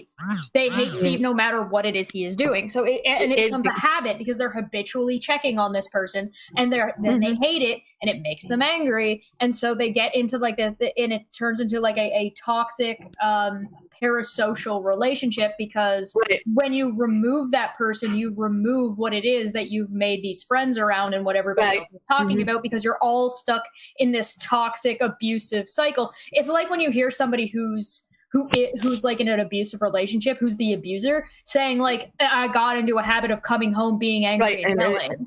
Right, and you just can't walk away. And like walking away is the hardest. You're stuck in this cycle, and the only way to do it is to get offline.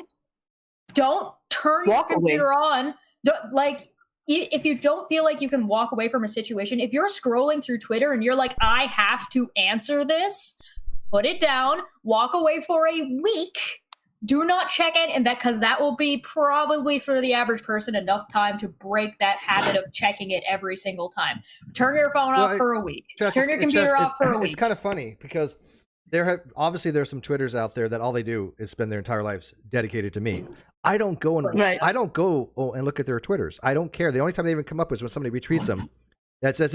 Matter of fact, once or two times I do just to go to see if there's anything I can report, because I will report them for harassment. I'm like, holy shit, this is like for 6 days they've had like 500 tweets about me. I'm like, holy shit, but it's very rare and I don't bother any longer because again, I just don't care what they say. But if somebody tweets something to me, or retweets something and it's something that I can go report, then I will. But other than that, what's the point? They're wasting their time because I don't see 95% of their stuff. They're not harassing me at that point because I'm not seeing it. Well, they still are, but but less. It's that parasocial relationship. They're doing it because they are compelled to do so because they are creatures of habit. Yeah, true. Like every other human monkey out there, we have monkey brain, and when you do monkey brain, you get into these habits, and they're in a habit of tweeting about you. They're in a habit of talking about you. That's all these people are doing is sitting around and talking about you. And because because drama is exciting, because having an enemy is exciting, it's a drug to them. And you see the exact same thing happens with people like there are people that are the anti-KJ group that are like this. They got into this habit where they can't see her post something without saying something. If you've gotten yourself into that position, you'll need to stop. You're hurting yourself more than anybody else at that point. Exactly. When you're when you stop saying you don't want to be in it anymore, then you need to walk away because you're contributing. You're contributing, and you're imagine being able to scroll through Twitter and see something you disagree with, and being able to having the self-control to not say something. I do. I do it. Look, I don't respond to the vast majority of stuff that I see, which is minimal at best. But I will. It's funny you mentioned, Chesh, that you said something to the effect where if somebody you don't like anything they do, by who's typing? Me. Okay. Anything you do, you don't like somebody typing. But it's so funny because Kano goes. I'm over here doxing Crafty Keela. Don't worry about it. We're not on non sequitur. You can't dox somebody unless it's non sequitur. Unless you're on NSS, those are the rules. Yeah. Sorry, I take it back. Take it back. It wasn't Crafty. Kano listens to TikTok, right? And so one of the TikTok videos, I guess when you go to TikTok, you have to go through all 50 ones you've already watched before you get any new ones. I don't know how it works. I'm not a TikTok person. But she has this one video that she listens to, and I hear all the time that says, you ever notice when you don't like somebody that anything they do, you don't like look at that bitch Becky over there eating her chicken. And I'm like, exactly. Damn that bitch Becky sitting over in the corner eating her chicken. I don't like Becky. Seriously, that's some childish bullshit. Are you serious? It's a TikTok that she wants. I hear it all the time. That bitch Becky over there eating her chicken. I'm like, holy cow. That's a thing that happens in the human brain when you dislike. I do not think the number of people that make fun of the way KJ looks or wipes her nose would even mention it if they didn't fucking hate her because of all the awful shit she does. Well, and also I can just tell you, they're pointing out that they're doing her the thing she does to other people. Right. I don't give a shit about Becky or her damn chicken. I can tell you that. So the couple things. One, I really don't care. Katie, Becky. That's right. Like, fuck Becky. Walk away. Katie does it to other people, but worse, Katie tries to give community tips on beauty tips, thinking she's Toddy Westbrook. And I'm sorry. That's frustrating. But you gotta find the humor in it. Like, I can't even hate her when she does that. I just laugh my ass off. I mean, come on.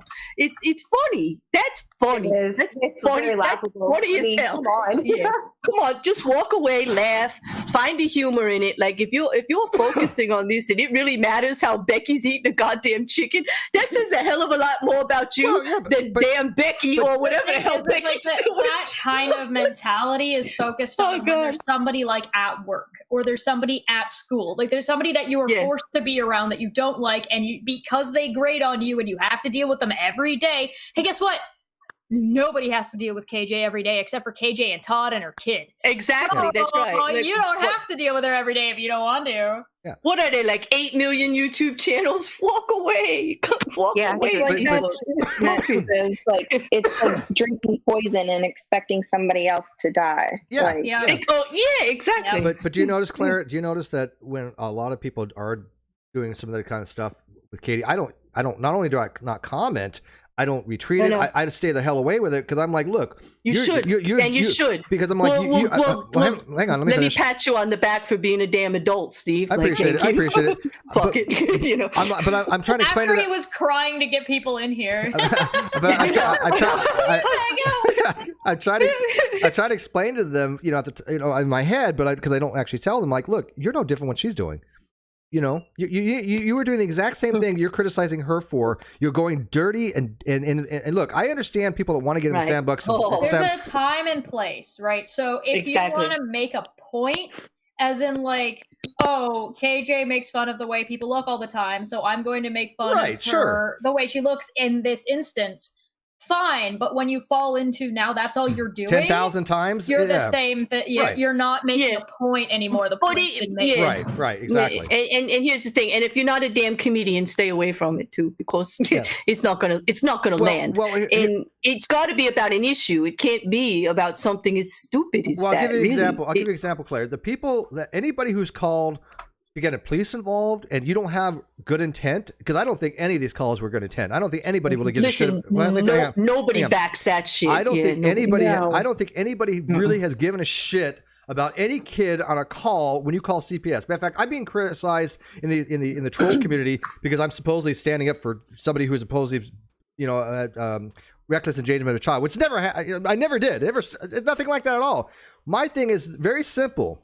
If you call Child Protective Services, you better have a goddamn good reason and real honest threat to those children to make you want to call, because I think the people that call are dishonest and they don't have honest intent. Doesn't mean there may not be something to it, but it just means that you're doing it as a weapon and you're not putting that child's when Steve is criticizing your motive, he's not defending the person. I get it.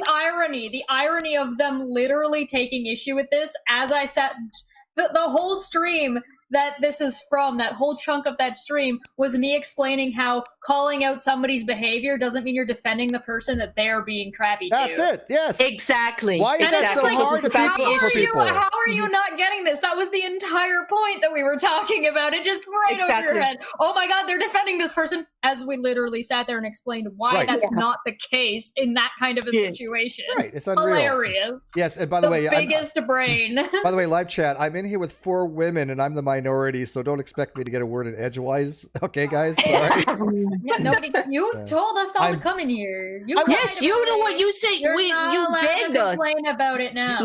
That's right. You asked for it. You asked for this. But wait a minute here. Careful what you wish for. I bully women supposedly. Yes, you do. Like you're bullying. You're bullying us right now. Like right now. Yeah.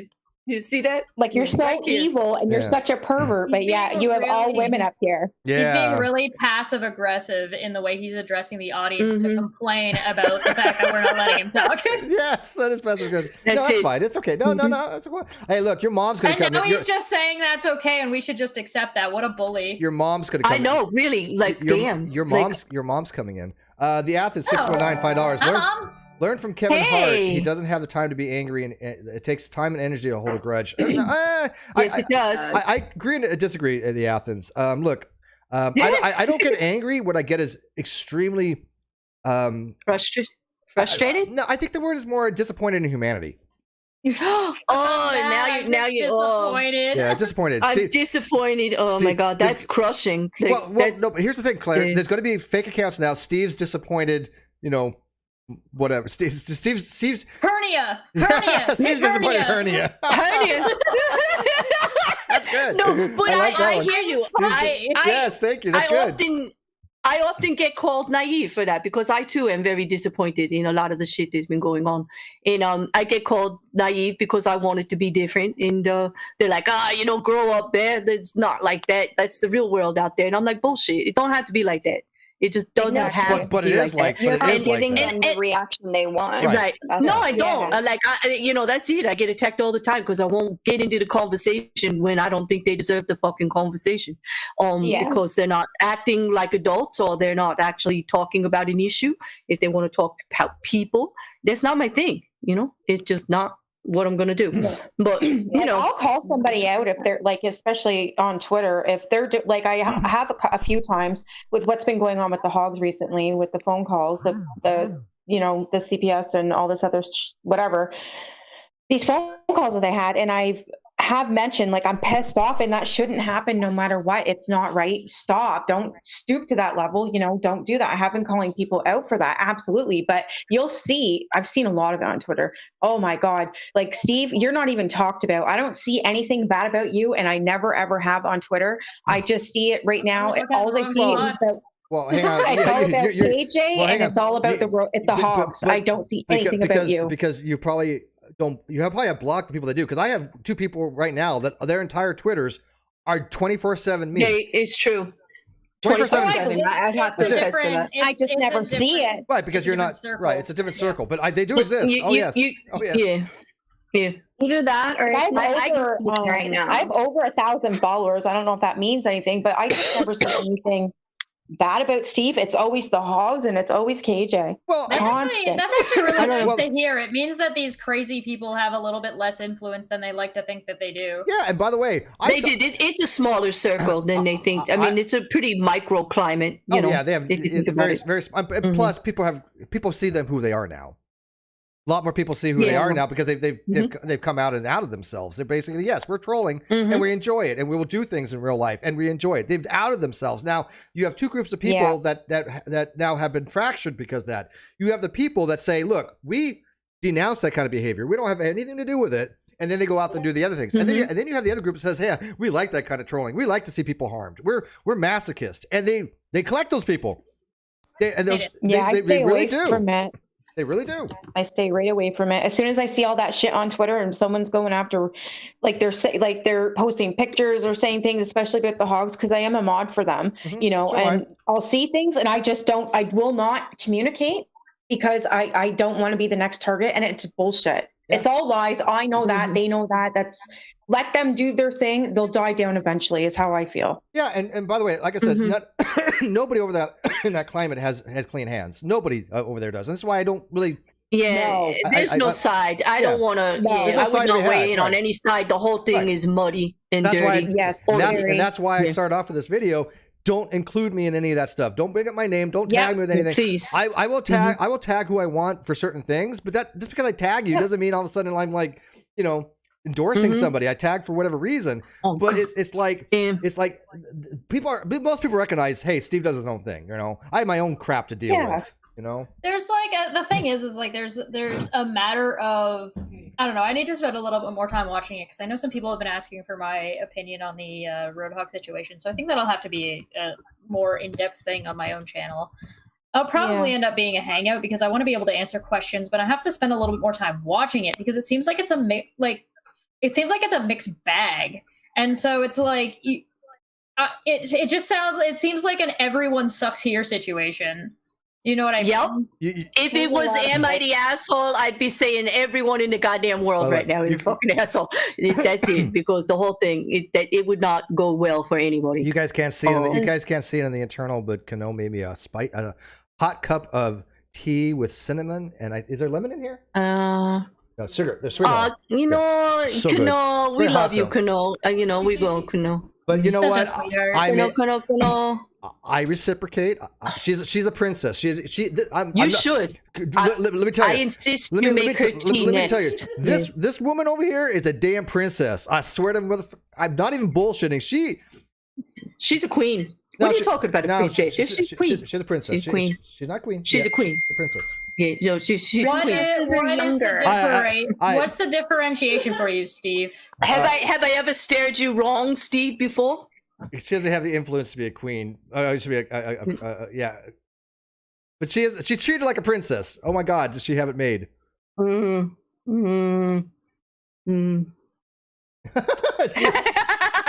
her? She's like, yeah, I'm pampered. Yes, she is. Yeah. She's so pampered. She's oh my God. Anyways. Your mom's going to bed instead, by the way. Good night. Good night.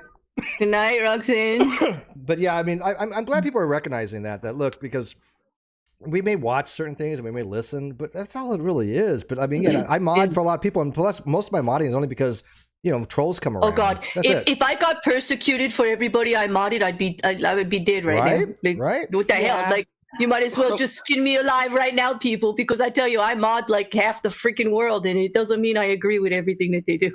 Yeah. Like I'm sick of that too. Like, everybody's trying to say, oh, well, people are allowed to watch who they want to watch. Quit telling me and quit telling other people, well, if you watch this channel, you can't be a sub of mine. Or this, no. Right. People are allowed to watch what the fuck they want to watch. Like, mind your goddamn business.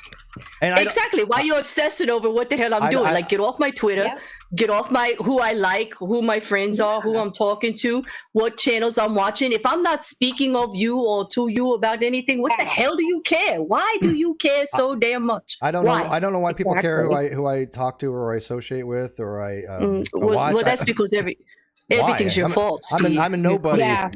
You know, I can understand like the expectations, because it's difficult to deal with a situation where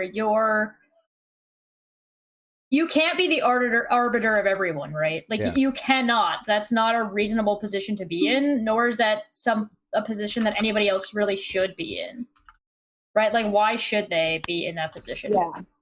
Mm-hmm. Yeah. Well, I mean, like I said, there are people out there that associate with people that I will never associate with. I will never be on the same panel with them. I don't go to them and say, hey, look, you need to stop associating with them. I never have done that. No, but you're like me. You just don't mention it. You just don't do it. I just don't come around when they're on the panel. Yeah, right. But people are doing that, though. They're saying, how can you, like, I've had comments like, how the hell are you associating with this person? Yeah. Do you co-sign this? And it's like, wait a minute, get off my goddamn back. Right? How do people think that they have the right to judge others that way? That's what I want to know. Like, who the hell are you to judge them? In some cases, yes, I can understand. In the most egregious cases, like in calling police, other cases when. So there's the thing is I can agree in causing harm or damage. If it's harm or damage, I could see your point. But in this regular YouTube street shit, the middle school shit that's going on right now, no. Yeah, because I don't play in the sandbox. One of the things I do have a mutual respect with Roadhog is he's never asked me to. He's actually told me. Won't. He's actually said, stay in your lane, stand down, do your thing, don't get involved. And I'm saying, look, I'm not going to. I have no intention to. He's even told to his mods and everybody that if you tell him, like, this doesn't look good, or you shouldn't be doing that, or you give your 2 cents, he actually listens, and you guys don't fight about it. Right. Like, it's a mutual acquaintance. You know what I mean? Like, you guys treat each other respectfully. That's how it is. That's all it is. Yeah, that's fine. And so when people are saying, "Well, will you weigh on this?" It's like certain things I will and certain things I won't, because most of it is just trivial bullshit. Like the stuff going on with T-Spiracy, I just don't like her. I think she's obnoxious. She accused us of making CP. Yeah, like I don't think it's a reasonable reason not to like somebody. I mean, I'm sorry, I'm sorry, but when you say false allegations, when you say that Unirock is a decent person, you've lost all credibility. Out the window. It's gone. You're done. There's no coming back for that. You are finished, terminated. And that's a personal opinion. And yet, if I sat here and I said, I don't care either way. It's not like you're going to judge me for it, right, Steve? Because I really don't care. But if Claire, you said, "Hey, look, Uni, so right on. He's always right, and he's a great person." I'd be like, "Get the hell!" What do you think? I'm crazy? Wait a minute. Did you just call me nuts? I'd be like, "What are you smoking?" The question and say, "Are you guys crazy?" He talks to bread. Yeah, he's like his best friend's a piece of bread. But T-Spiracy has gone that route, What's right? that stupid name again? Busy. Yeah, but it doesn't mean that I have to invest myself to give a damn about it. You know what I mean, Steve? Like I don't. Right, exactly. But there's a difference between not getting involved and damn. It does not. Now, if he came for you, in a wrong way with a lie, I would say something about that. Yeah, and if I appreciate that. I would, because it would be about the issue. It would be about the misinformation. It would be about them just being lousy about it. I would do something about that. Otherwise, I just don't care. But you do agree with me that I do. When you have a person, when you have a person like T-Spiracy that she had two paths she can go by. Okay, to quote Led Zeppelin. When I went on her channel to be interviewed, I had at least a decent rapport with her, and I gave her a little bit of credit. Okay, she took that credit and she's just blew it. She blew every good faith that I had in that person, because she was dishonest, she was manipulative, dishonest, and for her to be now a full-fledged Unifam proved my point that I had a reason not to continue associating with that person. Right. And you have very many valid reasons. For me, just watching it from the outside, I'd say maybe she was misinformed, maybe she was misled. I might even give her a second chance in that situation. But I'm not you. Yeah. I'm not you. Yeah, and by the way, it personally happened to me. I wouldn't hold it against you if you did, by the way. I know you don't, because I say it all the time, and you don't hold it against me. I would be like, okay, go for it, but I would be like, I'm probably not. Like, you would be like, yeah, that's your life, go on. But that's what adults do, and that's what adult friends do, or people that have mutual respect for each other and give them space to have their own damn opinions about things. Yeah, so. You've never came to me and said, "Hey, Steve, I have this issue. I need a ride or die, protect me at all costs," kind of shit. Nobody's ever done. Well. I should say no. Okay, but I have gotten into some shit, and you did look at right and wrong, and you did back me up. I do remember that I was grateful for. Well, because I had an opinion, but here's the thing: people don't need. Okay, first of all, I don't believe in this ride or die crap. I really don't. I don't believe in white knights, like they're bad news. But just because you disagree with somebody doesn't mean you have any kind of animosity toward them. I could say, "Hey, Claire, this didn't happen," but I was like, "Hey, Claire, let's say you did something," and I was like, "Man, that was dumb. That was straight up dumb." You can either go, "Yeah, that was a really dumb move," and accept it, but like, "Yeah, you know what? No, I double down on it." I'm like, "Okay, but I gave you my opinion. Let's move on to something else." Exactly, and we'd probably still talk the very next day. So that's what grown-ups do. That's why I don't have any tolerance for this high school, fucking middle school bullshit that's going on. Well, that's why we have a group over here that doesn't deal with any of that stuff. Because it's not who screams the loudest and who gets the dirtiest and who does the last deed. It's all wrong. I have a very different audience than they have. I mean, sure, there's some overlap, but these people that all they do on Twitter try to degrade other people, they're not part of my audience. Mm-hmm. No. You're way more understanding, Steve. Like, I mean, when I went to you with the issues that I was going through, I mean, you understand, you took the time to understand my perspective. Like, I can see it from both sides. Yes, being a mod for this person looks like on the outside behind all of their actions, but on the inside, it's like you have a loyalty to this person because they've never done anything to you, and their beef is with those people, and you have an understanding with the person that you are ultimately representing, and that's, I mean, now I know, like, you know, being a mod for someone is taking on a big responsibility, because you're ultimately taking on what their actions are causing. And I can totally relate to you, Nikki. Like, it's it's tough. Good night, Chronic Space. It's not just being a mod, but it's also being a subscriber or a member or Patreon or just a listener. I mean, if you talk in somebody's live chat, people are like, why are you over that live? I mean, look, if you go over to like one of the like Unit Rock's live chat, you can see the names in there. Almost every single one of those I have issue with, because I think they're all disgusting, morally reprehensible, unethical, dishonest, just shitty people. Okay, they collect them. There's no names over here in my live chat that are like that. None. Absolutely none. I've been booted out of a few chats because I'm Roadhog's mod. Well, that's what I'm like. And I didn't say anything wrong. It's if you were, thanks. But let's say you were a mod for Unirock and you're in my chat. If you're being civil, I'm not going to hold it against you. Yeah, because maybe that's right. That's how it should be. Yes, because maybe like, you'd be I'm not there to be a dick. Yeah, maybe you were just like, hey, look, I don't like what this person's saying, and I'm a mod for them. But there's a reason why I'm a mod, because when people come around, I could put the kibosh on things, so I have some empowerment to maybe make them be a little bit less shitty person, or maybe they might listen to me. I understand that there's influence to be had there, so I don't give a shit who mods for whom at all. I really don't. I don't care who you have on your panel. I really don't. My whole thing has been, just don't get me involved with things that really have nothing to do with me. Exactly. That's all. Right. I'm not asking for much. I think that ride or die mentality is very selfish. It's toxic. It is. It is confirmation bias, and it's really not. It's not being equal. It's not being fair. It's not being critical thinking. It's not looking at the whole picture. I do believe in loyalty. I do believe in having our opinions about our friends or people we feel strongly with, but not to the point of blindness of issues. Well, and Jill's that just doesn't make any sense to me. Jill's had loyalty, but she wasn't blinded, and that was a huge distinction to be made there. And she just wanted some advice, and I gave it to her. That was it. Mm-hmm. It turned out I was right. It turned out it was #Steve was right, but whatever.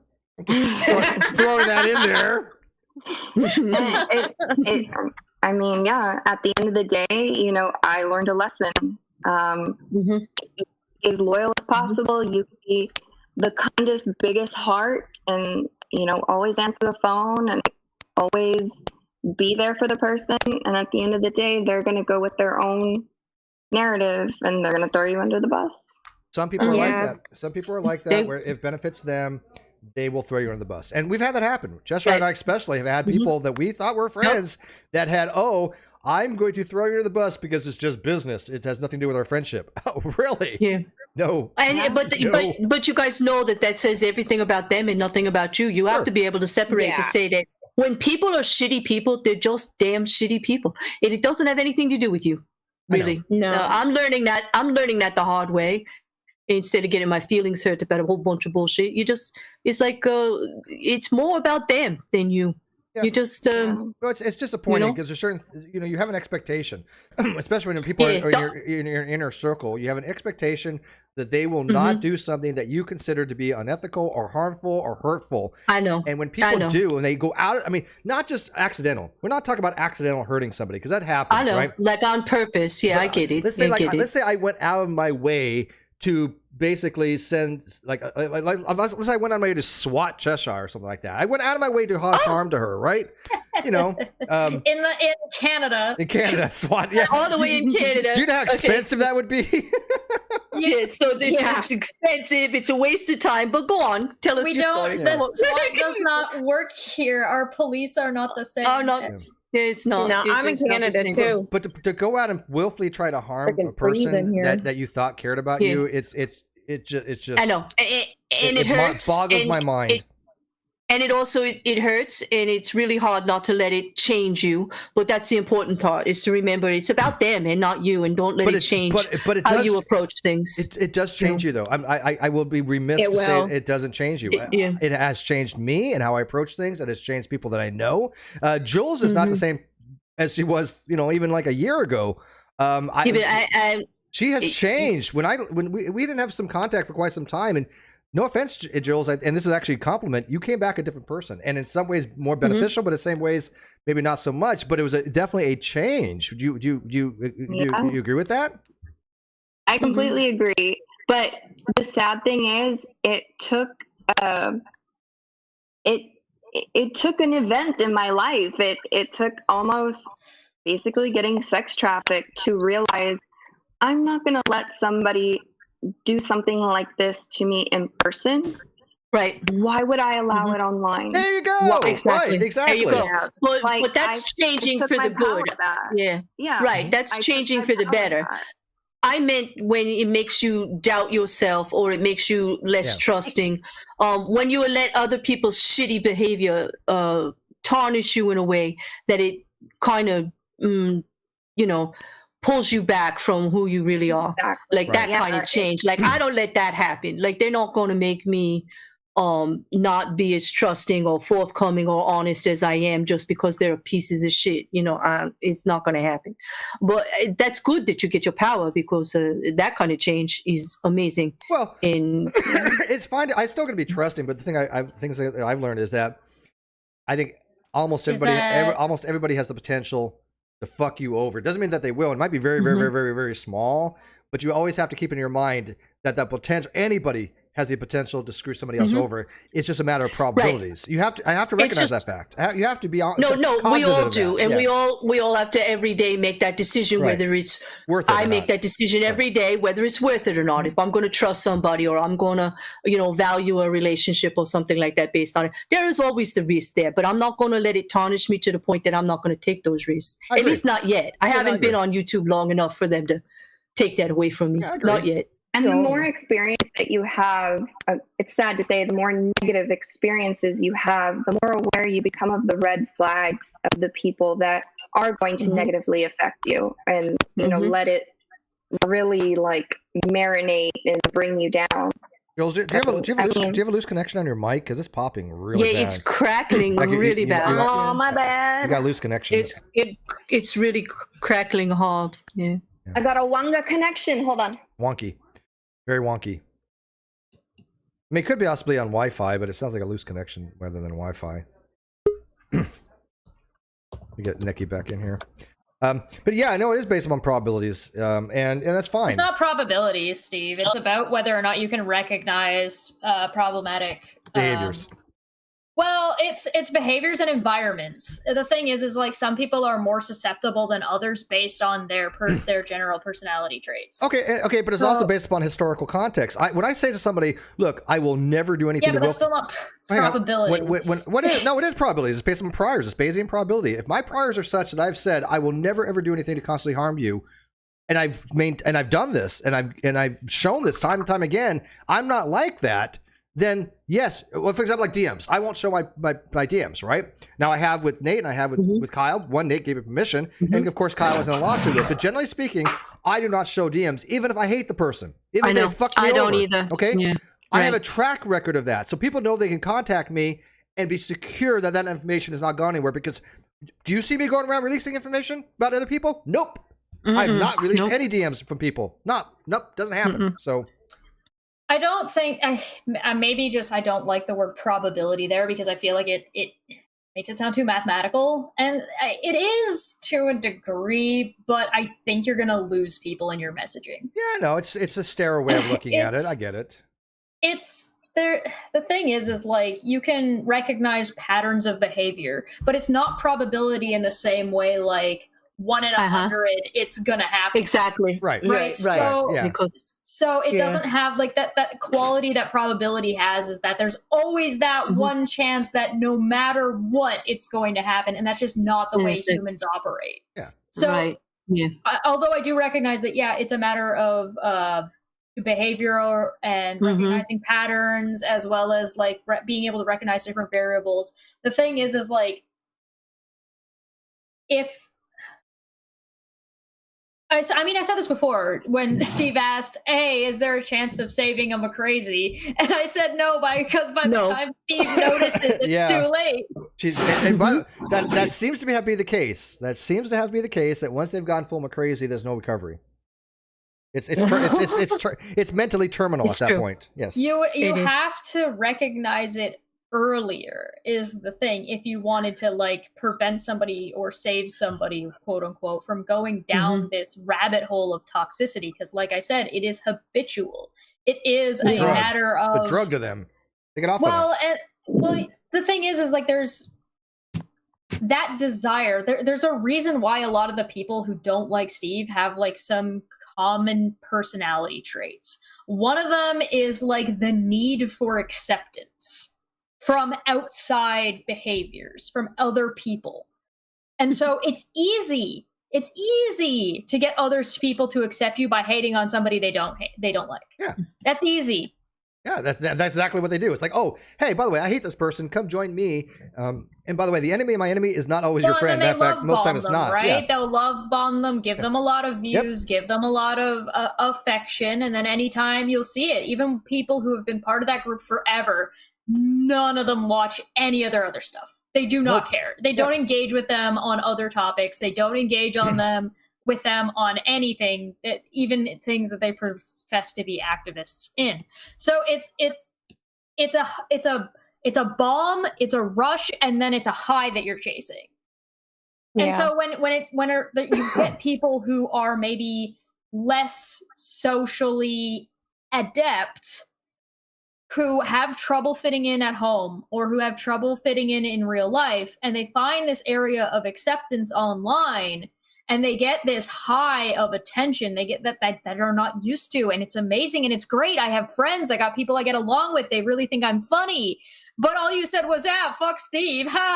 You're not funny. Yeah, you have actually no content whatsoever. When they do the that. thing is that at that point you're now chasing that high of acceptance that you're never going to reach again, because you recognize and you fear that these people don't like you for you, and you're right. They don't. No, they That's don't. what people don't understand, though, is that they don't like you for you, and that's what they're not getting. Yeah. And it's the same thing with anti-KJ, right?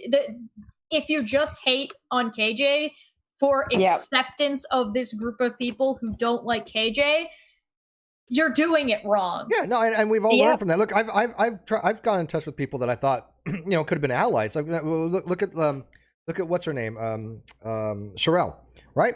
Thought she could have been an ally, right? Because she had issues with Katie. Mm-hmm. Found out, look, she's probably very similar to more Katie than I had imagined in some ways. But I was like, hey, this could be an ally. Why? Because she sees the things that I've seen. But that didn't work out too well, because she was easily manipulated, easily convinced of things that were not true. And instead of being like an adult to ask me about it, that's too bad. Yeah, and it sucked, because like I said, I happen to like Sherelle. I don't know why she did what she did. No idea in the world. None. I have no clue. Never will figure it out. Right? But she did. And it was bothersome, because I was like, what the hell just happened here? I thought she was a friend that would help, help me in this. The thing is she presented herself as such. Right. And that to me, don't tell you're a friend if you're not, Because she was fishing. Yeah. It was all about what could help her. There was no reciprocity there. Right. And I hate that. I really hate that. If you're looking out just to benefit yourself, don't come near my channel, because I'm just sick of that shit. No. I'm really sick of it. I have tried to have reciprocity. I've tried to give back. I've tried to help people. I've tried to pay it forward. Kino knows this firsthand. She sees the people that I talk to that have nothing to do with the internet, people that I know in real life that I'm trying to help out that will never be on the internet. Well, I think one of them maybe eventually, but it's my personal business, right? Right. But when people like Sherelle, she had no interest in my story. She had no interest in what Katie did to me. None. It sucked that I had to come to that conclusion. Yeah, it does too, because you actually think you have an ally and you don't. It's hard. Well, I think there was a time and place once upon a time, about maybe a year and a half ago ish, where Steve didn't think there were people that could be worse than the ones that he had already run into. He's like, surely this is all of them. There can't be more. There's no way there's anybody out there that's as bad as KJ. I wasn't that naive, was I? He's such a sweet summer child. I was not that naive. Come on. Well, I mean, but Katie at least has a platform where there's not much worse than her, but she has a large platform to be worse. I mean, she influences a lot of people. That's what's scary. If look, these other people that have 300 people subscribed to, and they have like 5 people watching, nobody's going to give a shit that they're lying about people. I mean, because they have no influence. She has influence, and she has influence about people that I think are very mentally unwell. Because in order to watch her content and enjoy some of the things she puts out, when she talks about very graphic stuff, you have to have something not quite right in your head to get off on that stuff and to enjoy listening to it. Now, I understand people do because they want to put it on Twitter and they kind of do it as a take one for the team. Totally different. Totally different. That's me. Ding, ding. Yeah, totally different. But the people that do enjoy her content, I have to question what the hell is wrong with you. Me too. That's disgusting. Absolutely. But There's something wrong with them. There's a matter of some people being naive and watching it for popcorn without considering the consequences of what is actually going on. You can see that with movies. You can see that with lots of online YouTube-y drama stuff. It's like, oh, people are just watching it to be like, oh man, what did this person say to this person today? But they're like, to them, it's a performance. But for some people, this is the consequences of what's going on and what's being said and what the result is of those consequences. Plus, with the addition of the separation between the online persona and who you are in real life, and recognizing that there are other people on the other side of whatever persona you're talking to, whatever Twitter icon you're talking to, those degrees of separation exacerbate that. But I think that need for acceptance and that need for community is because of isolation. I mean, we were all under isolation for what, a year, 2 years? Yeah. I know that's the reason why I fell into what I fell into, because I was I was a former COO of a women's startup gym. I was connecting with women, 50, 60 women every day. And the people that talk shit, the people that talk shit will not do it to somebody's face. They would not. Never in a million years. Yeah. We call them keyboard warriors. Oh, for sure. I mean, there's one or two individuals, I guarantee it, their lives are absolute shit and miserable as hell. I mean, they're not who they pretend to be. Everything they say about their own lives is completely bullshit. Well, the internet is escapism for them, and for some people, they're just pathetic enough that they have no personal value in themselves, for themselves, enough that the only way they get any kind of value in themselves is if they can relate it to somebody else in whatever way. And this is where you get very toxic parasocial relationships, where I only matter if I can make Steve acknowledge me, whether that be positive or negative. Notice me, senpai. Well, that's what it is. So much of it is just like this toxic need for Steve's attention. But I don't notice them, but other people around do, and that to them gives them their narcissistic supply or their OCD. It is, but it's not enough. If it was, they would move. No, it's insufficient. Of course, it's insufficient. For some reason, like Steve's attention is the cream of the crop. It's like, I need Steve's dick. He's the best dick, Steve. Oh my God, Steve. I'm so harassed. Oh my God. This is terrible, Steve. Their words, not mine. Oh my God. This is not going to end well. This won't be on a troll video somewhere. Look what Cheshire did. I'm actually looking forward to the clips. They're going to be funny. Trolls. Yes, hi. I do that. We're discussing We're discussing his need for vitamin D. Like his vitamin D. His vitamin D need. Dying over here. Kano's dying over here. The deficiency. Yes, that's what we're talking about. Yep, that's it. It's that time of year. Great. Steve has a D deficiency. Steve said it. Wait a minute. Steve said that, right? Steve said that. I take 5,000. I take 5,000 units. Fuck you. 5,000. That's a lot. I take a lot of D. 2,000. Can you take 5,000? Yeah, it's a lot. I take 50,000 every other week because I'm one of those pale ass redheads. Yes, I get a lot. I get a lot of D. I get more D than all you combined. I doubt it. Yeah, because I only get 2,000. Probably. Really? Yeah, probably. These are 5,000. I'm raising my avatar hand here and calling bullshit. You guys can't. You guys can't see it in the internal, but this is vitamin D, 5,000 units, SFT or soft gel. That's what it stands for. So these are literally prescription vitamin D pills. Yes, that I take one a day. Okay, then I still take. I'm not kidding. Then I still take more than you. If I take 50,000 every other week, then I take 100,000 a month, and that's definitely more than. Verify that. That's what it is. Yep. So. Wow, that's a lot. No, it's not Viagra. What the hell are you talking?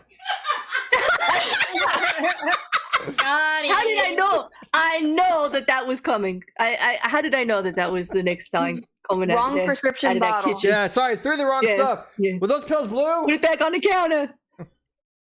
He's on drugs. He's a druggie. Confirmed. Oh God, there's the next rumor. Oh my God, people make fun of AJ for being on Adderall, but Steve's up here waving around his dick pills. I got my big vitamin D, and did I take a this is a multivitamin? Yes. I am such a drug addict. I take multivitamins. Steve admits he has erectile dysfunction. There goes the clip. Here we go. I only have one prescription, and it's the vitamin D, so no. There you go. Now I was on statins at one time, if you guys know what that is, but my cholesterol was actually much lower than it was now. I mean, my last blood test, where they test for everything, I was right at that upper border, but it wasn't enough to be put back on statins, and it's controlled by diet. And so because I used to be really high on my cholesterol, and I brought it substantially down. And so I was on statins at one time for that. But anyways, hey Dottie Morgan, would you like to come in? The link is in the very top. Hey Dottie. Hello, Dottie.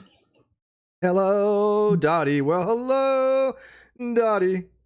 Hello, I love Dottie. My old friend. But yeah, hey Steve, there's somebody in the chat requesting you to be in my next topless stream. What do you think? Well, okay. Before I do that, Jules has to sign off on that I'm in decent enough shape to do so, because I stopped exercising there for a while. I got to get back on my exercise routine. Wait, it's my channel. You understand? It's avatars only. You just have to have a naked avatar. You don't have to actually be naked. Well, what's the fun of that? Yeah, isn't it always pants off in the streams that you're in, Claire? Well, yes, it is. Behind the avatars, I am actually naked 99% of the time, but we don't require naked people on stream. I'm not wearing socks. Bras off, pants off. Yeah. Yes, it is. It's like I have bare feet right pants now. on the deck. Yeah, it's like pants on the deck, clothing optional. There's no pants allowed ever. Yeah, well, that's a rule of Aaron's. Aaron had created that rule that we weren't allowed to wear pants. That's where I learned it. I do. Yeah. Most of the time when I'm streaming, I have sweats on.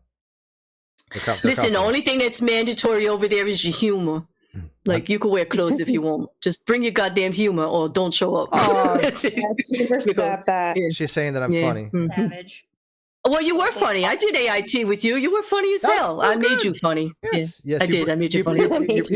You brought out the comedian in me. Thank you. I can bring out the comedian in just about anybody. I think. Where's all the guys? People like Athens says, notices only women. Oh, now he's gonna start crying about there not being enough dick around. Yes. I need more. Steve, my dick is big enough for you. I promise. Don't worry. Wait a minute. Wait.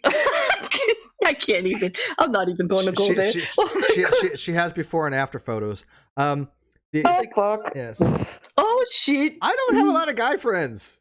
I don't know, man. I need more guys. You don't have a lot of friends. Yeah, that's true. Smitty, Smitty's interpretation here. This is. Never mind. Oh fuck.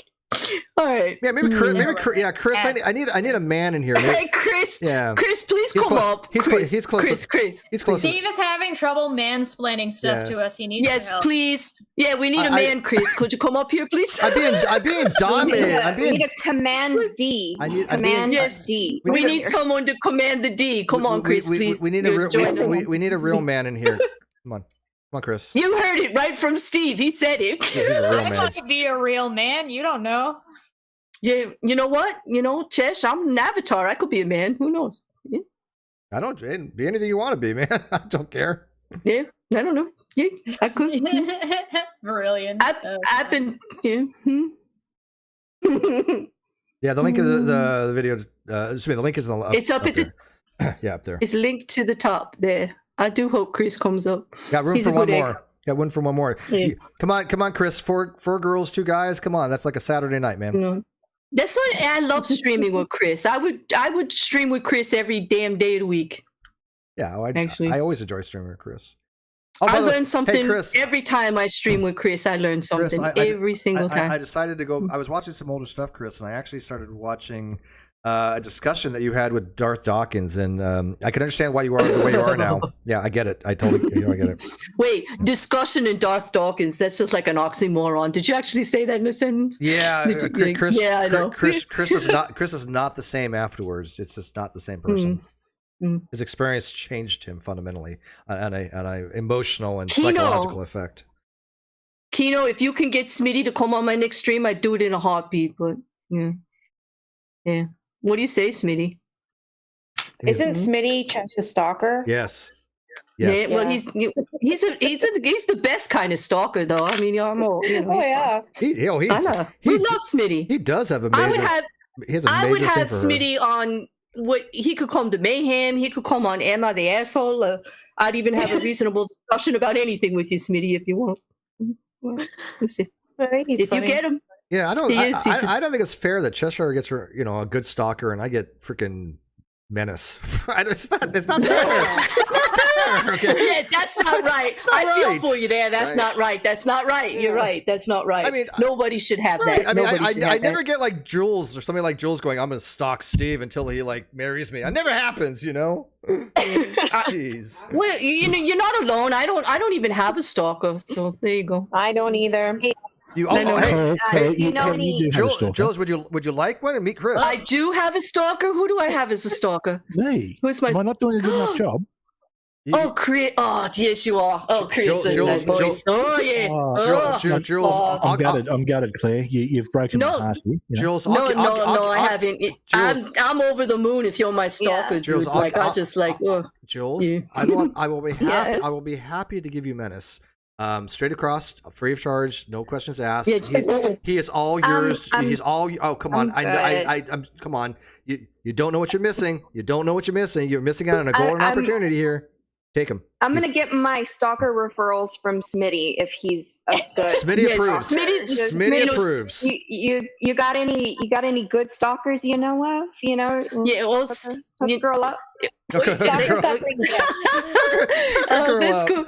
Hook a girl up. I like that. I don't know. Smitty, you're awful popular. Yeah, you're awful popular tonight, Smitty. Like, the question I'd ask you, how do you feel about failed beer salesmen? Yeah, he can be your stalker. Yeah, he could be your other stalker, Jules. One of them. Yeah. Or do you like 7-Elevens? Oh, yeah. Head of a national organization. He's the head of an atheist organization. Perfect for you. Brilliant says for Australian, a good stalker is never noticed. Yeah, you know what's funny is that the good stalkers never let you know they're there. I think I'm an excellent stalker, actually. Ask Mocking Media. I'm like the perfect stalker. You are the best stalker, Claire. There's no doubt about it. Everyone talks about your stalking prowess and how good you are. That's true. That's right. Because when it comes to stalking, come see me. I'll teach you people. Well, in a way. Because I actually make my stalk victims like it. Mocking Media? I think that's another category, Claire. Hey, I said I was good, Jim. I said I was good. Mocking Media has to stalk individuals to find out about them to do his little or hers little. I don't know. I don't even know what gender they are. I don't know if it's single or them. I guess I don't know idea. It's a them. It's a them. But Mocking Media has to like do research on people to make their videos, and so that's a form of stalking. Not actually. Well, not actually. They probably. That's called research. It's research. It's called research. Yeah, it's called knowing the right people and not putting TRs on the right people. That's what it is, Mocking. But anyway, no. Actually, you know. Hey, Cano, how's your stalkers? You got some. I had 3. She had some stalkers. Yeah, legit. Oh, that girl got game. I'm not. You think I'm playing? I am not. Holy crap! I've seen it firsthand. She got guys. Oh my god! It's like she comes over to Mayhem and just rules that chat too. She gets them all going. She's all smirking over here, going, "Yeah." It's like, yeah, okay. I'm not hating. I am not hating. The girl's got game. But goddamn, it's like reel it in, man. You're affecting how many guys that throw themselves? It's like have you use your power wisely, woman. Okay, use your power wisely. I love that. I don't need just any stalker. I need a silk stalker. A silk stalker? What the hell is a silk stalker? What the hell is a silk stalker? Yeah, hush. I'm interested in this. What? Educate me, please. Yes. Fernando said in the chat, silk stockings. I remember that show, but yeah, I don't need just any stalker. Okay. I see what you mean. I remember it's like a detective. Yeah, I get it. Okay. Look, I remember that. Jules. Damn, I thought I was going to learn a new technique here to up my game. Jules, you know we adore you, but nobody around here is good enough a stalker for you. None of them are good enough for you. Stop. So there's just none of these people are good enough stalkers for you. Yeah. I'm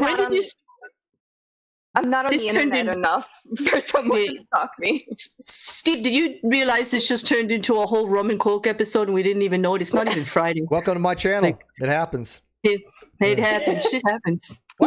You heard it here, people. You go to Steve's and shit happens. Yeah, shit happens. Yeah, exactly. That's the channel's motto, isn't it? You know what? It is. Shit happens. It should be. I think we should rebrand you, Steve. That's it. Jules, you know who'd be a good stalker for you without a lawyer? I like them. They'd make a good stalker for you. I like them. She's lovely, actually. I love without a lawyer. I like them. I don't know anything about them, but I like what they put out, so it's good enough for me. Without a lawyer is awesome because without a lawyer encourages me in my use of drop bears on Claire. I does, and I've known her for a very long time, and she's a excellent judge of character, and she thinks that Chris is an asshole. So she'll make a good stalker. Absolutely, spot on. But in the best possible way, and I mean that with all love in my heart. Like, Because take it any other way. Exactly. He dropped there my ass on my very first appearance on his channel. It scared the fuck out of me, and he's been doing it every day since, and encouraging the rest of YouTube to do it too. I will note that Modern Day Debate always wants me to call him Daddy, and I don't know why. I don't know if that's just, you know what? That don't belong. That don't belong here. Wait a minute. There's a whole different show. He's like, you know, I was in the last chat. I was in the last chat, and he actually was calling you Daddy. Yeah, Daddy. Like modern.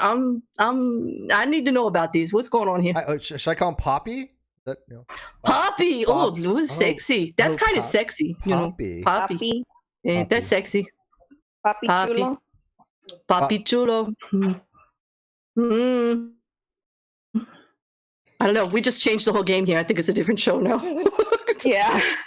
I was gonna for all of you over there, isn't it? Yeah, it's like 10:30. It's almost like the difference between like, hey, we only talk about one thing ever. So anytime we try to talk about something else, we always come back to talking about Steve, or we always come back to talking about KJ. Whereas over here, we're like, hey, let's talk about anything except these fucking shit. Exactly. Because you know why? It goes over the place. Because it's fucking shit. Why talk about it? It's bullshit. Well, I mean, exactly. I like those kind of freeform hangouts. That's what this channel's about. Wherever it goes, it goes. This is actually fun. I haven't been in a fun stream in a while. Oh, yay!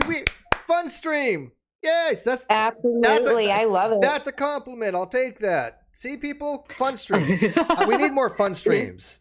Yes, Claire has fun streams. Her Emily Asshole. She has fun streams. Oh my God! You just remembered I had a channel. Oh God, I've made it. Oh shit! I have fun. Senpai noticed me.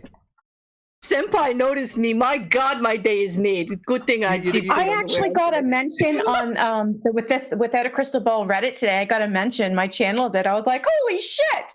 Oh, good! Congratulations for you. Then were you doing Katie content? Good. They forgot. Yeah. They've all forgotten about me on that Crystal Ball Reddit. I'm a nobody on that Reddit anymore, which is fine. You don't. Why would they? You don't do Katie content. Why do you want to? Well, I mean, like tonight I did, but actually, it was I'm going to bring you up and say that you are suing her. Go ahead. I'm going to bring you up. No. Here's the thing, Nikki. True story. I went over to Discord. That you know Kai. I do not. The Cobra? Yes. Okay. No, Kai. Kai. Yeah, like the Cobra. Kai. No, Kai is the Kai, like the admin. The admin, yes. Like the Cobra Kai? No. Okay, so not like Cobra Kai. The admin Kai. Anyways, I went over to her I went over her Discord. I guess she's the admin for as well, and never been in there before. And I was, because people were like, hey, put your information out there about, all this, get it on the Discords and things of that nature. I'm like, okay, great. So I was like, okay. So I went over there. I posted one thing.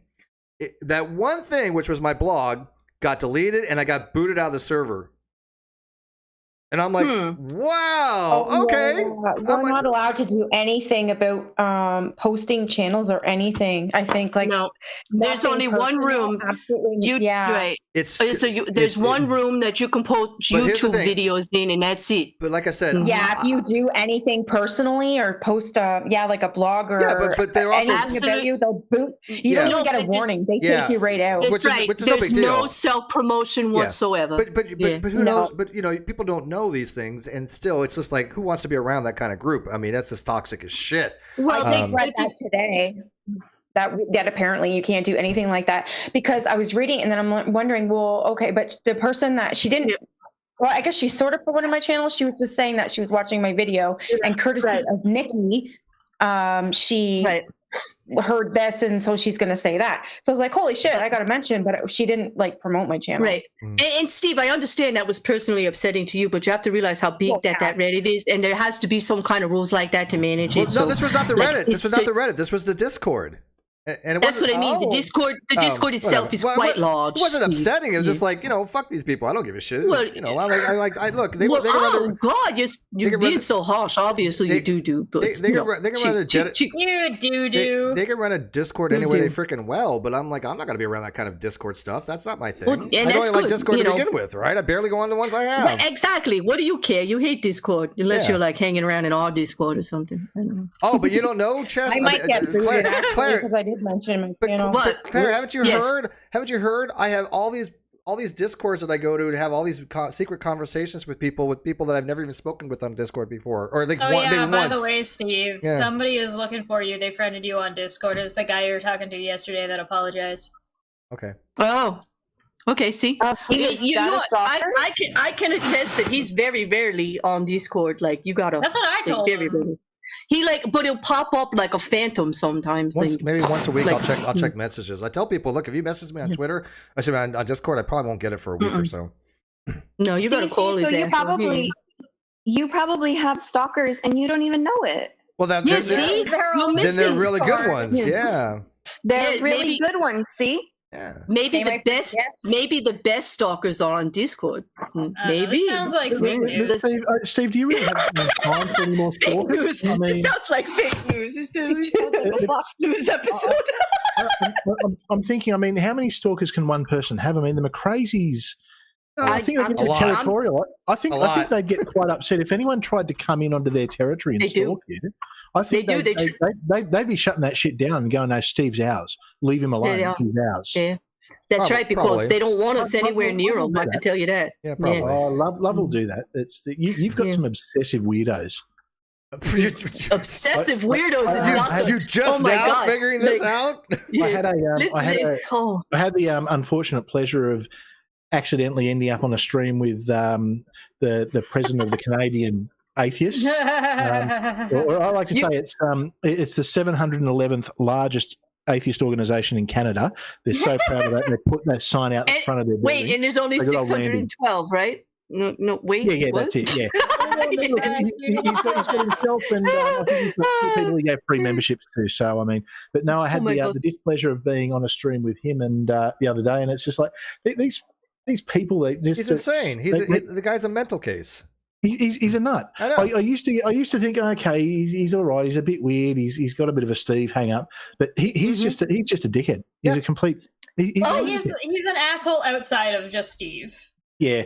Well, I've decided he's getting parody. Most of these people are just asshole, shitty people. If you haven't noticed. Oh yeah. Oh, is he going to get parody, Chris? Because yeah. Shall I study? There's going to be a new character in Six Pack called Randy from Canada. Nice. Is he going to have an accent? Is he going to wear a hat? Well, he's going to have a really good moustache, but there's a saying: "Don't get mad, get even." Yeah. Hey, Chris. So I was on a stream, and I don't remember her name, and I apologize, but it was a content creator. Not a huge channel by any stretch of imagination, but somebody that I just kind of knew a little bit about. But they were having something on, the topic that I kind of knew about. And so I was in the live chat, and I said, "Hey, what's up?" And they're like, "Oh, hey, Steve. Hey, come on in." So I go on in there, and your favorite, Canadian atheist who seems to be like the one person to say, "Oh, look, atheism is this," and but he was like, "Oh, I'm not going to." By the way, I wasn't going to be on the same panel with him, but he's like, "Oh, I'm going to skip this one because I don't like your guest." And they're like, "Hey, you know what? Fuck off. We don't care." And I was like, that's always the best response. I swear to God, I was like, "Thank you." They didn't care. They didn't care. He would actually expect everyone to go, "Oh, no, please don't go. Please, no, we'll get rid of him. Oh, sorry, Randy. Like, see you next week. Bye." I mean, I think there's actually been an update on the Canadian Atheist website where they're talking about causes they're fighting, and they're fighting against the greatest threat to atheism, which is Steve McRae. Their activities have been assisting a young man from North Carolina to get his YouTube channel back. Serious? Yes, he's not kidding. No, yes, it's serious. He's not kidding. You not? You're actually serious? How did I? Oh my God! Yeah, it's. I mean, like his mission in life, the entire mission of Canadian atheists is the destruction of the atheist devil, Steve. Yeah, I am the existential threat to atheists, even though I support non-believers and I support rational atheism, like Grandma Oppie. Oh my God! But when you're dealing with unrational idiots, what do we expect? Yeah. And these people are just dumb as shit. They're absolutely moronic. I just can't stand extremism in anything. Like, that's ridiculous. That's nuts. Like, oh gosh, I'm such a naive beard. Well, like Cheshire, that's just insane to me. Cheshire and I were on the other day. We were on an AMA. It was the Church of Entropy. And they had invited me on to talk about philosophy. They did turn off comments. I had a couple people in the audience, a few names that I already had blocked. But they did a really good job by fielding the questions, asked great questions. Cheshire and I were very responsive. And it was a really good time. And people in the audience were like, "Hey, we like this stuff. This was entertaining. This was informative." And you should see their poor Discord. But you have one or two people, trolls that came by, would try to start something, and people were like, get the fuck out of here. It's like they weren't getting as much traction as they used to get. Oh, Steve did this and Steve did that. But they're like people. Oh no, Steve. They lost their credibility. Steve, they all waited for Steve to be gone and then flooded their Discord. Oh, wait. They spent years backing Kyle up and saying that everything Kyle said was true and you were lying. That all got proven to be false. Then all of a sudden, Katie Joy was their best friend and they were backing everything up that she said. Now all of a sudden, that's been proven false and you're suing her for defamation. So, I mean, their track record's pretty damn bad. Horrible. I mean, they go after people who you associate with because... they try and find soft targets. They try and find people and scare them into backing off. Like these people are unhinged. Well, don't you know that Kyle didn't try to lie to the court? Don't you know Kyle didn't forge any signatures? Don't you know Kyle didn't Photoshop anything? Oh wait, he did. You were in cahoots. Wait. Fast forward. Don't we know like Kyle lost? Like dude, I still have. I swear to God. There are people out there right now that are so goddamn stupid. They're actually saying that I didn't get a cash settlement. Oh yeah, yes I did. I have. You know what, Steve? Wow. Because you have a settlement, you lost, and there was no judge. Right, but that's how it works. I don't need to have a judge arbitrate something when the people. You did have a judge. Well, yeah, no, that's true. But a judge. I do believe there being a judge in its entirety. It was the judge's order that gave you everything back. Like what? What? You have your channel back. Right. The judge ordered all that stuff, and then we reached a what's called a confession. You're already overcomplicating it. Just laugh at the idiot. Yeah, okay. I mean, it's like they don't read, right? Like they don't read because this was all public documents. Well, I legit asked the guy. I was like, "Have you read any of the documentation?" And they kept dodging the question. It's funny. Of course, Claire, like black and white. Like who the hell? But Claire, the confession of judgment. Okay, Peter Riley. Oh my God, Steve! Stop explaining it. We all know. Yeah, don't. We get it. We're with you, babe. Just stop. Just stop right there. We got you. We got you. All right, Ma. We got you. All right, Ma. Yeah, we got you. We got you. We got you. They're assholes, but not the good kind. Okay, Well, they're the and stupid kind. it's just dumb. Not sorry, need to explain this to us I choose for the not to believe umpteenth Steve. Time, please. Yeah. You choose. Oh, God. Chris. No, Chris. clearly, Steve was in cahoots with the judge and the FBI, and they all plotted That's right. together because, I mean, Because Steve's got it like that. He's so evil, wicked, hey, he's hey, going. hey, Chris, he manipulated them with his evil atheist devil powers. Hey, Chris, did I not? There you go. For something that doesn't exist that I sent you, that does it exist? Oh yeah, it was clearly a forgery. Hey, you know, I suck at Photoshop. That's if somebody says I forged something, I gotta tell you, they're fucking with the wrong person. With Cheshire, maybe they might have a case because she's good at that stuff, but not that she would. I have no skill set to do that. don't accuse me. In all seriousness, I'm happy to confirm. I've seen the paperwork. Yeah, it exists. Yeah, we had a chat. I said, "Hey, I'd love to have a look at it." No, the reason that I'm a bit of Schadenfreude, but it's I can confirm. I've seen it. Yeah, you do. When you asked me for that, atheist, wait. The Canadian Alliance Against Steve. When you that's asked, what it is. That's Chris, exactly. when you asked me for the aptly named. When you asked me for the evidence and I gave it to you 1 minute later, I had to type that goddamn all that pages up in 1 minute. Do you know how difficult that was? You did it so quick. Yeah, I mean, Exactly. I was like, oh my god, I have to type all this up, and then I have to forge Kyle's It's signature. so fast. You're so fast, and you forged the signature and everything. I know it's great. Actually, I'm speaking of Canadian atheists. I've heard that they've just formed an alliance with the Catholic Church against Steve. What? The Catholic Church against Steve? Oh my God! Now you're done. They found a common enemy. And sorry, Nikki, I was talking over you then because I'm literally on the other side of the world. There's about a second delay, and so I'll start talking, and then I'll see about a second later someone else is talking. I'm just like, awesome. Okay, yep. So I do apologise for that. Please don't. No, don't worry. I was talking over you too. Go ahead, Nikki. I was just saying that I'd love to be a fly in the wall when KJ found out you got your show back and you got the settlement. Oh yeah. Well, Chess, what was happening in Discord? Because again, I left that AMA, which was very, very good. I really enjoyed it. They really enjoyed it, and so I left there. But you said something was going on in a Discord afterwards. In what Discord? The usual crew of suspects showed up to all rip on about how garbage Steve is. What were they complaining about as far as what I was putting out contextually? Nothing. Oh! What are you talking about? They're complaining about the same shit they're always complaining about. They are incapable of having any kind of other conversation other than read Steve. So back in 1997, Steve got a parking ticket, and that Steve was born. It was hate boner. Yeah, it was just nothing but hate boner, is what you're saying. The guy that organized it, they do hate boner. The guy that organized it is a philosophy major, right? And we had a really good discussion, and people were enjoying that. But again, it doesn't matter about any of that. It's like, oh, what Steve? I'm gonna say this happened 6 years ago with Steve, which, by the way, didn't actually happen.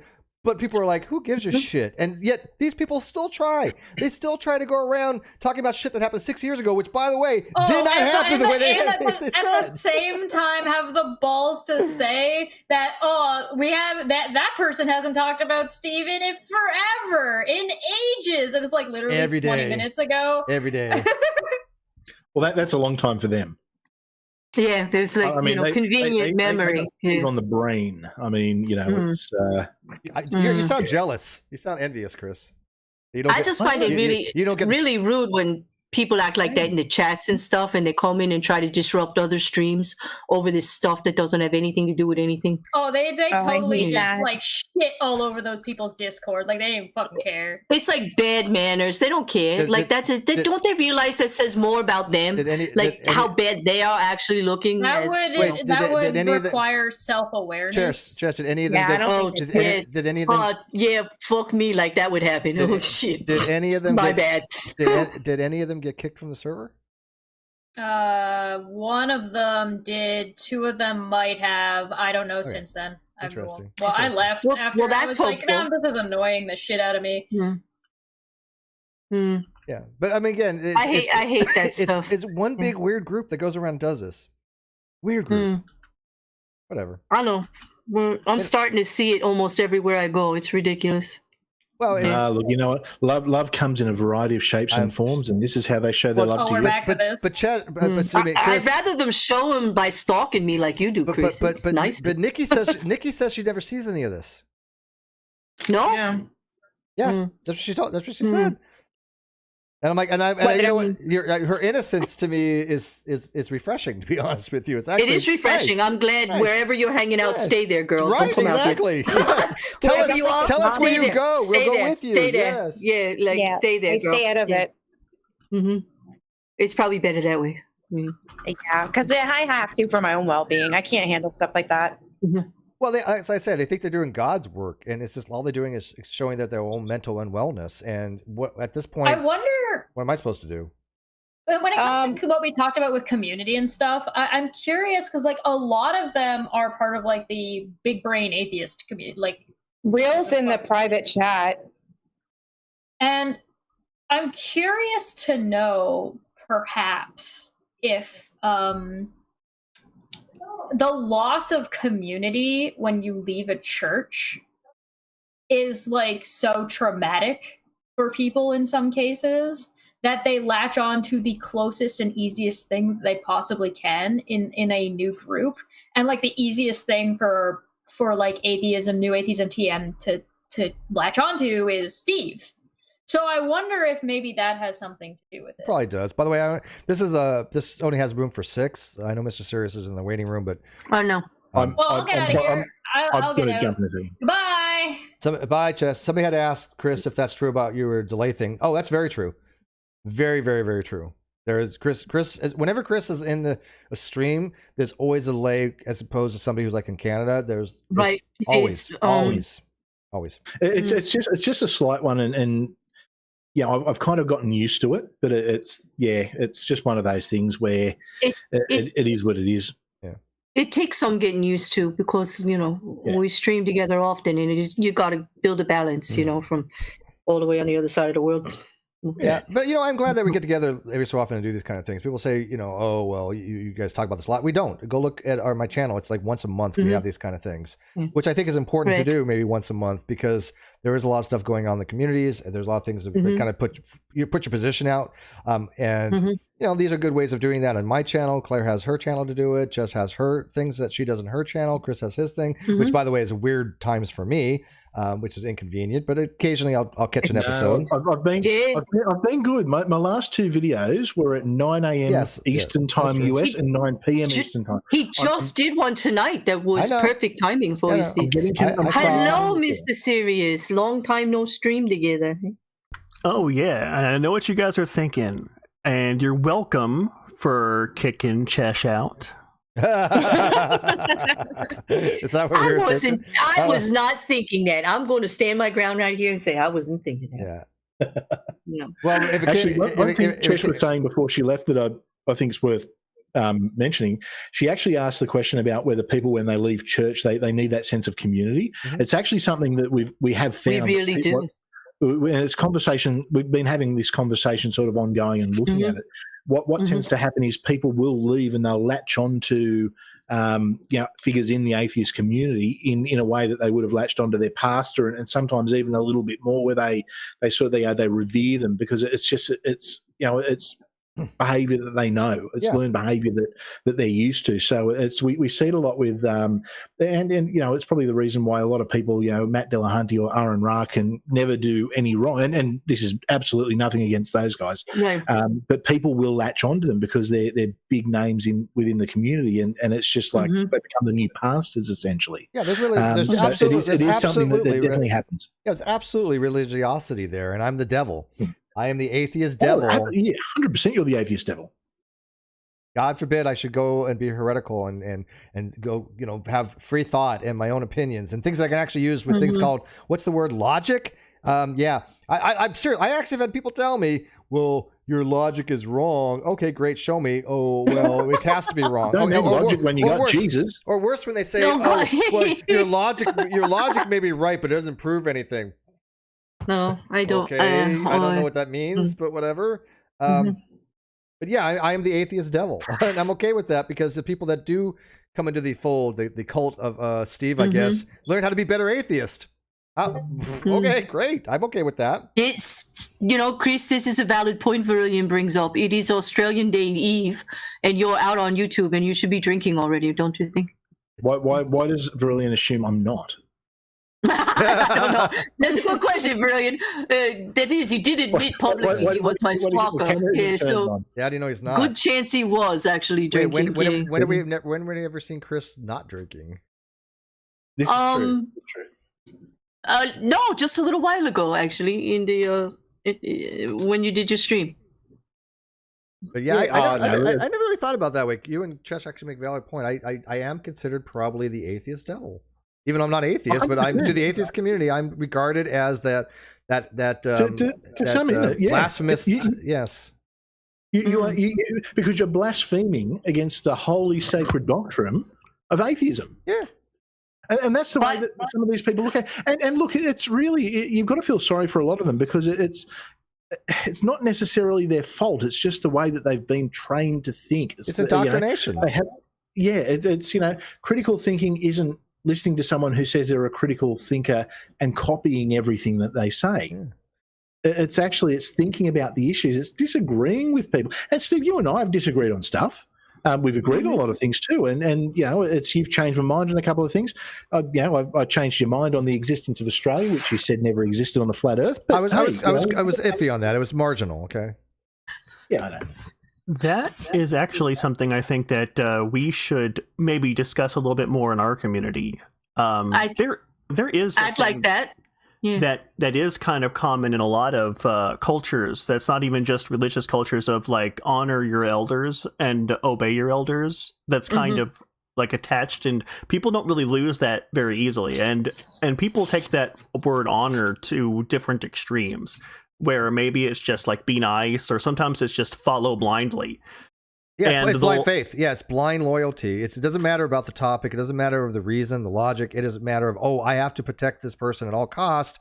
And this is why a lot of them, though, I've noticed, are getting a lot more pushback than usual because they've had chinks in their armor that many people cannot look past any longer. Though there is a chance that some people, maybe even in this community, could have done this for you even. So maybe we should discuss this for our own community. What? Done what? What? I'm in... Put me as a priest. You're right, Mr. Sirius, because there would be people who have come in a similar way and see Steve, who is a prominent person in the community, and would just look and listen to everything he says and take it as gospel. I would hate that. That would drive me nuts. Don't do that. Don't do that. See, it's almost like a cult of celebrity. That's the thing. It's when people become a fan, that's one thing. But when they become a fan of something that they're replacing religion with, it takes it to another level. And it's something, it's something I've been aware of, and it's something I was aware of that maybe even I got caught in a little bit when I first became an atheist, because I'd watched certain atheist, prominent atheists, and I would mirror a lot of their arguments without actually thinking about what those arguments I've seen were. I've seen that so happen. And it's, I think it's just human nature, and I think we need to be a little bit understanding when it comes to that. Just a real quick thing for all the I've seen a few comments in the chat. This is for all the Australians. You'll understand this. That's the way it's going to be, little darling. We'll go riding on the horses. Yeah. Australian Day is here. There you go. He's drinking. By the way, he's drinking. If Jules, if you want to believe everything I say and worship me, that's okay. I'm okay with that. Please. He's trying to fill that stalker spot there, Steve. Hey, I'm listen, Steve. Hey, don't get to wait, Steve. I got to explain. You don't get to recruit your stalker. Your stalker has to find you. Your stalker has to willingly go after you, Claire, and you have to act like you don't like it, because that's what stalking is. Claire, I'm not recruiting. I'm filtering. I can do semantics. That was bullshit semantics. They choose you. That's right. Your stalker chooses you, and you're supposed to act like you don't like it, right, Chris? Because I call you an asshole. Like I'm supposed to act like I don't like it. Yeah, of course. Yes, but I would so hate to be stalked. Oh no! Oh no! Please don't stalk me. Well, actually, Mr. Serious and I kind of did have a mutual stalker for a little while, but we're not going to get into that. Did you? Oh, it's a long story. Oh wait, no! Please don't say. Yeah. Oh God! Yeah, I have not drunk enough. Don't go. Please. Are you drinking? Are you drinking now? You mean Claire, don't you? Of course, it's Claire. Yeah. What? Yes. What did you just say? She follows us. She follows us around in her nude avatars, trying to entice us. Well, I mean, she succeeds sometimes. Okay, sometimes. That just made my day. Sometimes she succeeds. Wait. This is actual belly laugh. That's the funniest shit. I gotta. God damn, Claire. I gotta take my D pill. Hang on. Oh my God. I think I'm better now, Chris. I think I'm all better. Claire's coming after us for her D medicine as well. Yeah. And by the way, Chris, in case you're wondering, just let you know, Jesus is the way. We should let you know that, okay? So Jesus is the way. I was actually just wondering about that, and I was thinking, I wonder if Jesus is the way or not. And then I saw in the chat it's a sign. There was a message that said Jesus is the way. I'm like, oh, there you go. Shit, I was wrong. Yeah. Well, I'm glad someone popped up in the chat to tell me Jesus was the way. They're looking out for you, man. They're looking out for you, bro. Anyway, look, I've got to run. Now that I know Jesus is the way, I'm just going to go and start putting out some Christian content. Go watch me some Girl Defined or something. But in all seriousness, I do have to run. Everyone have a wonderful day. Happy Australia Day to all. Happy Australia Day. A real thing. Happy Australia Day. It's a real thing. See you all around the internet. It's a real thing. See you Friday, dude. It's a real thing. It is. It's a real thing. It's a real thing. Tomorrow's our 4th of July. Yeah. Yep. So hey, sort of. Well, it's a bit more controversial, but that's a longer story. We won't go there. All right, Chris, take it easy, buddy. So, have a good one, Chris. Yes. Enjoy your night, Mr. Serious. Do you want to have Blessed be He come in and explain to you why Jesus is the way, the light, the truth, and and all that? Oh, it's getting late. I might have to go. I mean, if Jesus was really the way, there would be no freaking way this would be the way that he would. The way. The way. It's funny you mention that. It's funny you mention that, Mr. Serious, because I've seen some pretty bad argumentation, right? And again, I'm not against theism, but I am against irrational things. I'm against bad argumentation. I'm like, look, this is your argument. This is a fallacy, and it's objective. People can look to what a fallacy is. And I'm like, look, if your God is wanting you to go out and promote him by fallacious means, that God to me does not exist. It's just not a rational God. And I'm just going to say, while there can be an irrational God, I believe that if gods exist, they're not going to be irrational. You know what, blessed be he? If God really had a connection with you, call me right now on my cell phone and let me know that. If you can't do that right now, then God has no connection to you and fuck off. Yeah.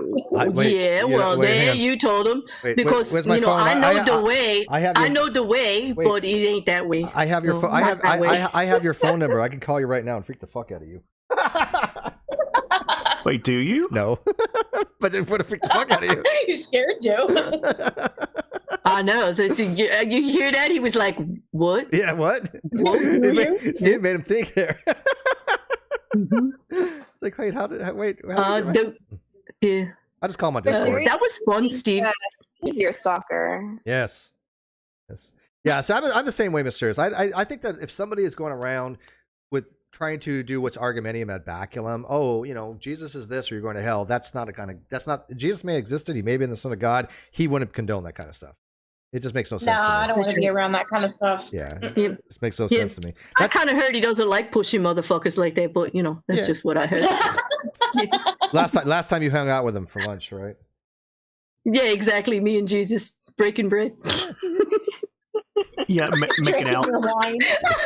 Steve, I have to tell you, I feel so much better. Like, this was my first day back on YouTube, and you made this a lot of fun. I like that. I want people to have fun. Everything's not serious. Look, we started off this hangout with serious. I'm telling you, that was the the first time I laughed without choking to death in 3 weeks. And I'm serious because I was really sick. That was the first time I laughed that hard without trying to kill myself. This has been a long stream, but yes, the streams progress, and we like to have fun. This is why somebody was like saying, "Oh, why are atheists angry?" And I'm like, first of all, I'm not atheist, but second of all, Chris is the only one that I know is actually an atheist. I'm atheist, and I'm an atheist. Angry. I'm a laughing fool, and I'm an atheist. I don't see how little I care. Yeah. You don't care about it. Steve, don't break my heart. He's breaking my heart. He doesn't care. I don't care. I'm kind of on the spectrum philosophically. You're a straight up. Depends on the day. You're a straight up Satanist, aren't you? No. No. Oh, but I did see some philosophical thing that I'd like to run by you that I think's interesting, but I don't think I kind of understand why it doesn't apply, but I found it interesting. And the idea was that that problems are what give people meaning in life. Like solving problems is what gives people meaning in life. Purpose. Yeah. And so people they spend all their lives solving problems. So people spend their entire lives trying to remove purpose from their lives by not solving problems. That hurt. Yeah, Mrs. Sanders. Yeah. Well, I mean, we all have to live our lives every day solving things in our head. That's like they say they got this saying, God doesn't give you anything more than you can handle. Yeah, bullshit. Or that bullshit. Yeah, I don't like that saying at all. I don't like that. Or give it to God, it'll be okay. Like every bad thing that ever happened to you is because you're not good enough. I gotta tell you, when a lot of people have said, Jesus, take the wheel, they end up crashing. Yeah. But again, I don't judge. I'm to each his own. I don't judge. But again, I don't believe in a rational God, and I'll even say that that type of God does not exist that promotes irrationality. I mean, at least not as far as a omnipotent God. There could be like Loki type gods, and that's fine.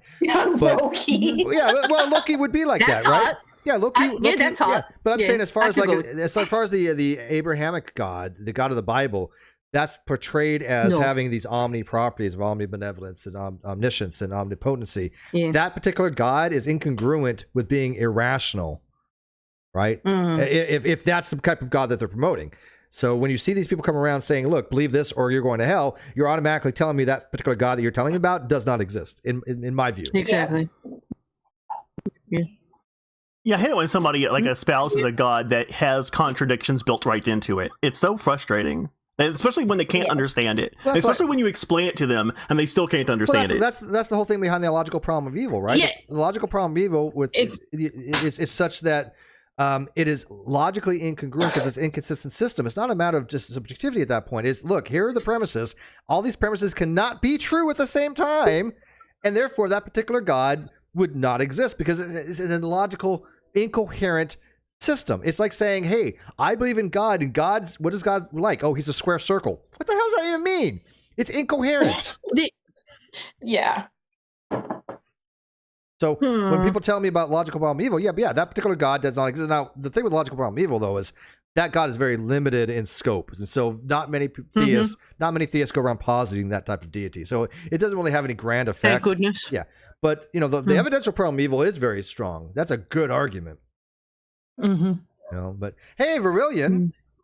Hello. You missed Verillion. Did you wait for Cheshire to leave? Well, there's room now. Can't confirm nor deny. Okay, not judging. Yeah. Yes. Happy Australian Day. I'm being sexually harassed here. Somebody in the live chat said all seeds need heat. That seems a little dirty. That seems a little dirty to me. I don't know why. They're harassing us with religion in there a little bit. But, am I overanalyzing that? Because that seems a little. Are your seeds over? Well, wait a minute. Well, are your seeds overheating?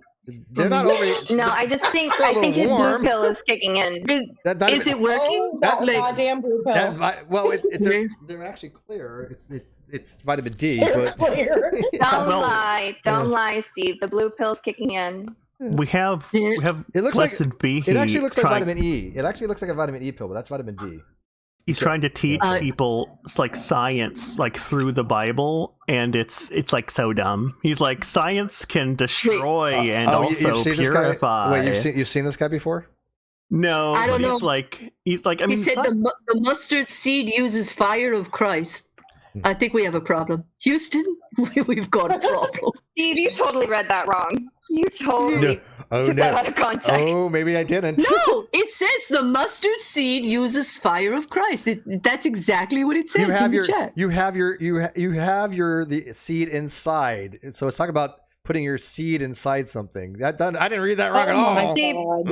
Steve, just stop. You're not going to be able to reason with that.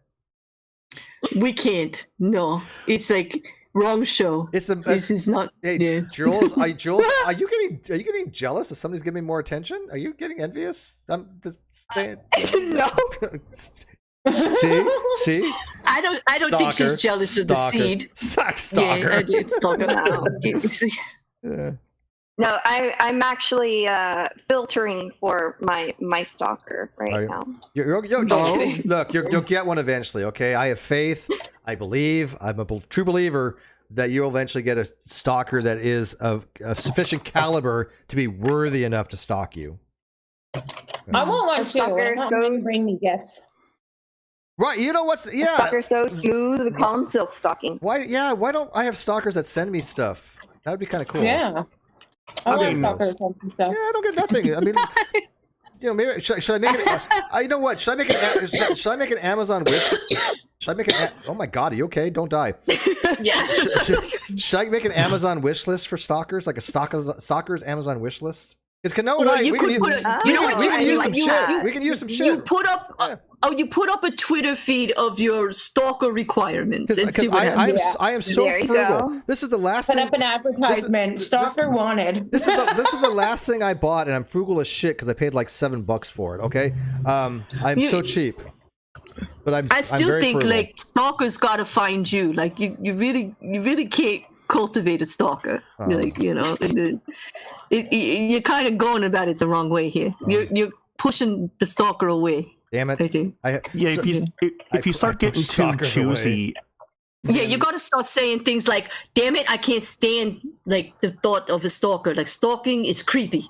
And just go against stalking and guaranteed tomorrow you're going to have one. Well, I don't want stalker. They're creepy. Stay away from me. Right. Like I don't like being stalked. Like I can't stand. Like I don't want any like good looking people like dogging me down and sending me shit and trying to talk to me all the time. Like I don't want that. Yeah, who wants that? No, I don't want that. Like that is so creepy. You'll get stuff in the mail, but it's gonna be like hair and pieces of skin and teeth. It's like lotion. You put the lotion in the basket like that. Yeah, there you go. Yeah. Well, put lotion on your Amazon wish list. No, they want to send us pieces of skin and hair. The sad thing, Nikki, is somebody says that to me every day. Every day I hear that quote, lotion on the basket. Like I don't know where. I'm just hanging out. I'm hanging out in the wrong places. I don't want skin and hair, okay? Oh my God, no. Oh. You see, like you think you get to pick the kind of stalker you get. Like you don't know, dude. Beggars can't be choosers. Beggars. I'm just saying, if somebody wants to send me unsolicited bikini pictures, I'm not gonna be mad about that. It's just I'm not gonna be mad. Not gonna be mad. Won't be angry. He's like, I can't even. Oh God, somebody else. Unless it's Chris. I don't want Chris sending me his unsolicited bikini pictures. Oh, see now, Chris is a great stalker. You don't know what you're missing. I'm sure. I tell you from experience. And I gotta tell you, he probably looks amazing in a thong, but. Well, I don't know about that. I don't know. What if your stalker... Claire, you're about to find out real soon. No, I don't think so, but we're going to find out real soon if that's true or not. I don't know. The things I have in my collection, trust me. Do not send that to me, Steve. Don't send that to me, Steve. Please don't. I have a wonderful stalker relationship with Chris. Don't do that. One night you said don't ever send this to anybody, Chris, and I said that I wouldn't. I lied. Please You know what? I disappear. bet you that would Please fix my disappear. drop. I bet you that would like fix my drop bear problem if you sent me that. That's what I would send you. Actually, I seen his photos with drop bears. Yes. Yeah, he did. He sent. They terrorized me with them. That's how this whole thing started. Yes. Way back in summer. Have you ever? But have you ever seen a drop bear in a bikini? Because they can work it. You might end up getting like underwear pictures of yourself, like through your own blinds, like God! in your Oh, bedroom. Mr. Serious! Now stop that! Now I'm looking That's out the window. terrorizing. Like, stop that! Now I gotta go lock all the doors. Like, stop it. I at least know that I know the neighbors, so it's okay. That's a house alarm. Yeah. I'm looking. It's very late here. I don't want nobody looking in at this late at night. Yeah. Especially not in my attire. This is bad. This is bad news, Mrs. Serious. Yeah, Claire, the news. Claire, you're probably naked right now.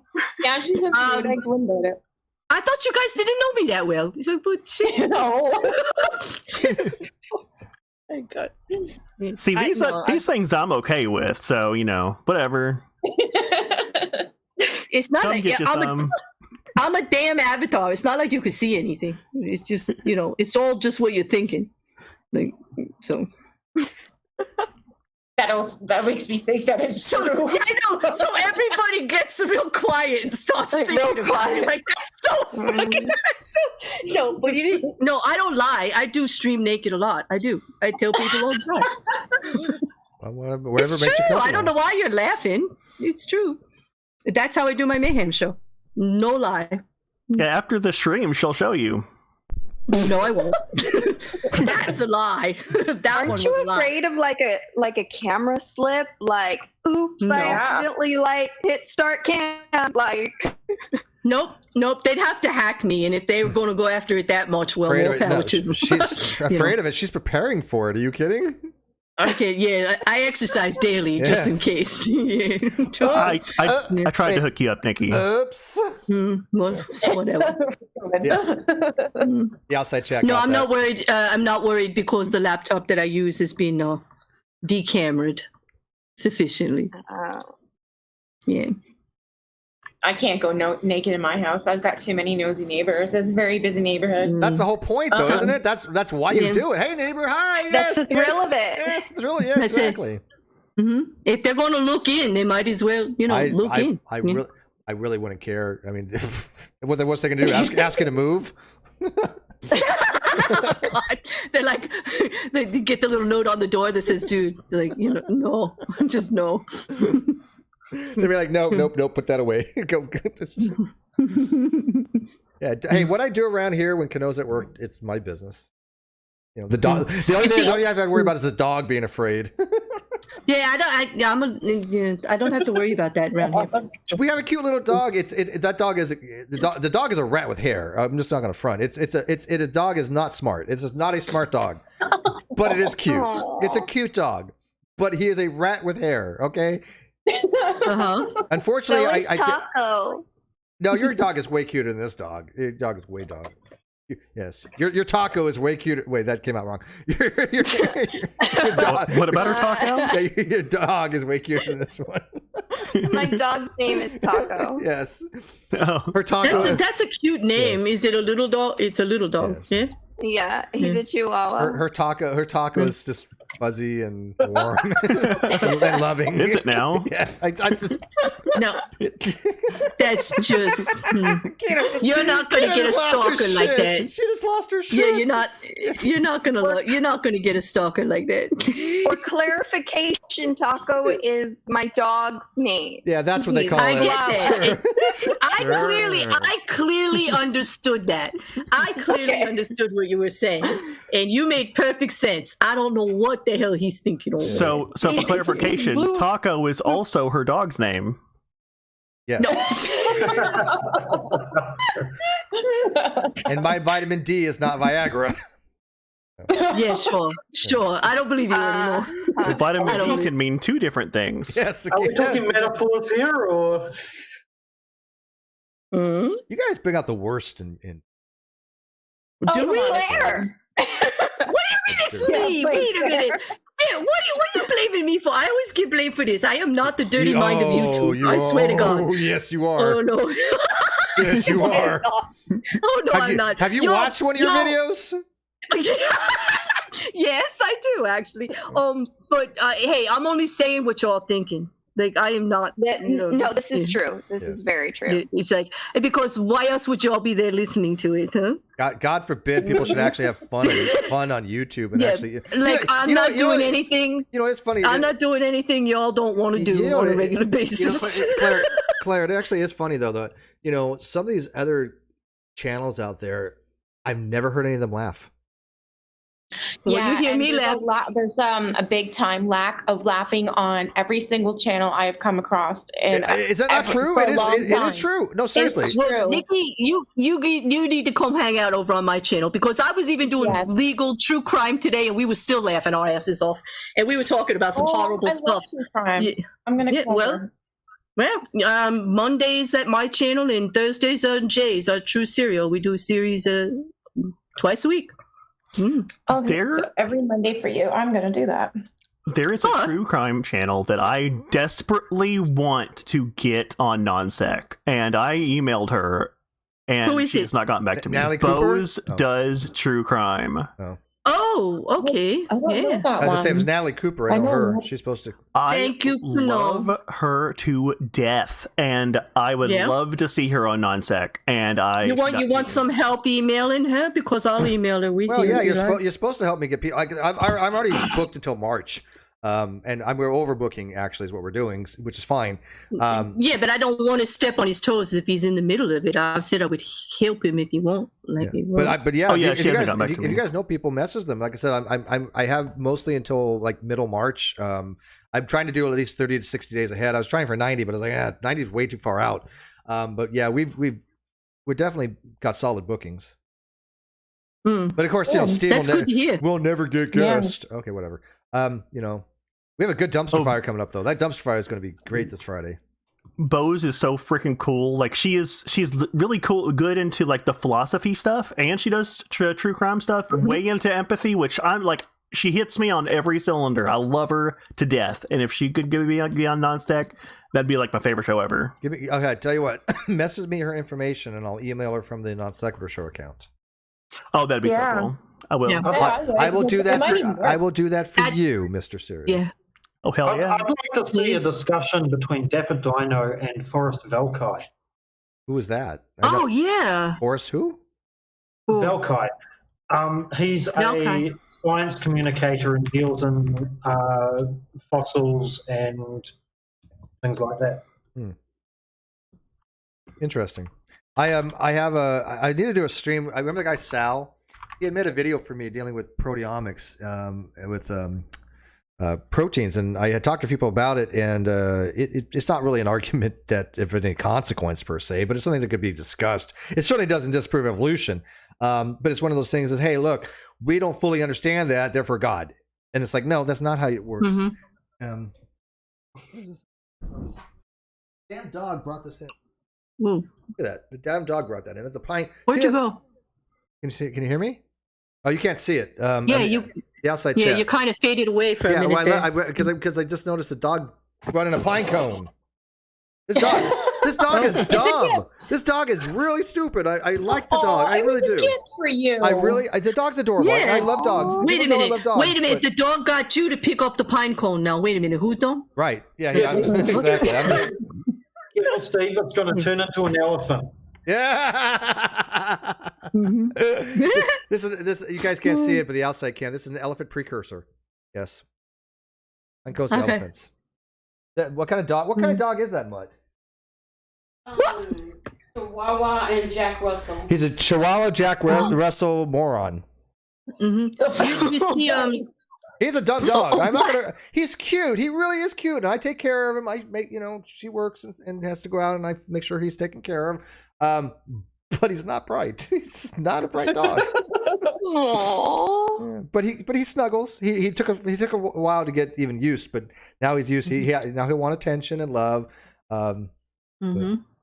and the cutie brought you that. That's so nice, a little gift. I love all animals, and I love doggos. You know, he's cute. Yeah, and that's why you just called him a moron. Yeah, I heard you. It's out of love. It's out of love that he's just not a smart dog. I love the moron. He's not going to be able to do any. Hey, look! If he piddles on the pad or outside, he's done good. Okay, just give him. It's a small thing. Oh. Yeah. You know, Kino and I are in the chat over here making plans for you on Mayhem, Steve. Yeah, I don't know what that means, but it sounds either dirty or scary or both. It's both. Yeah. Whatever. I get around. I go to other channels. You know what's so funny? Most of the time, I book myself on these other channels because they're like, hey, people message me and say, hey, will you come do this? Like I did that AMA, and I have this other one booked, and half the time I don't even know until the day because the way Windows 11 isn't it? It doesn't allow you to go check the date to see what you have there. You have to actually go in the calendar. This was a design feature. I call it a bug because it's stupid, but they designed it this way. And so half the time I wake up and it's like, oh, I got nothing to do today, and all of a sudden, oh, well, I'll have the link to you in about 4 hours. Shit. Okay, I forgot. Right. Okay. All 4 the time. hours. Yeah. You're popular. Not really. Was that a World of Warcraft reference? By the way, I just got a message. I just got your message, Jules. I have no idea to answer your question. When was this? Recently? Check the time. Okay. Did not know that. Okay. Yes, she sends me private messages. Haters. We're not hating. Yeah. He's hating on my future stalkers. No, apparently. I'm filtering. I'm filtering. You, Jules. I'm filtering. I mean, I'm not hating. I'm just left out. Oh, and I just got a $10 Patreon. I checked my messages. I know. I want a stalker too. So I don't have a stalker. I don't have a stalker, but I got a $10. My stalker left, so I'm kind of stalkerless now. I have a $10 new Patreon from Everybody Burps. Thank you, Everybody Burps. So. Oh, see, that could be that could be the beginning of a new stalk. Yeah, they've stalked my channel for a while. That's a good stalker, though. Yeah, there you go. That's a good stalk. Yeah, see, you said you didn't get any stalkers. Yeah. That's true. Well, that's for the stalk is rising. That was for the non sequitur show. Stalk is rising. Your stalker stock is rising. Stalker stock. My stalker stock. Your credit, your street cred. Yes, your stalker stock. Yeah, your stalker credit. We'll get you one, Steve. Yes, we'll get you. Well, give me one that I find attractive. I mean, I'm not asking for a lot. Yes, you are. You want some costume designs. I haven't seen Menace to Sobriety that I remember, but I don't think he's probably my type. Okay, just saying. But he's dedicated. Like you can't. Like when it comes to stalking, you can't get any more dedicated than that. It's more than just loyalty. Okay, I need something more. I need more. I have needs. Okay. Yeah, well, I don't think stalkers care. That's the thing. Like, you know, I think dedication is pretty sexy. I gotta admit, the amount of dedication that between Agrippa and Menace that they invest in me is. Doesn't it make you feel all warm and fuzzy? You feel special. Hey, look, it is a lot of power. It is a lot of power that I have to be responsible because I'm affecting two people's mental health and their lives to the point where they literally have treated me like a iconic figure, something to be worshipped and revered and venerated. Yes, and you said you didn't have stalkers. See that? Not when I'm attracted to back. But you're not supposed to be attracted to your stalker, dude. Hey, you missed the whole definition. You do your stalkers your way. I'll do my stalkers mine. Okay? Okay. Yeah, forget the English language. I'm just forget it. You're supposed to be attracted to their. Yes. You have to be attracted to their dedication to you, not their actual physical appearance. That's what makes them keep coming back.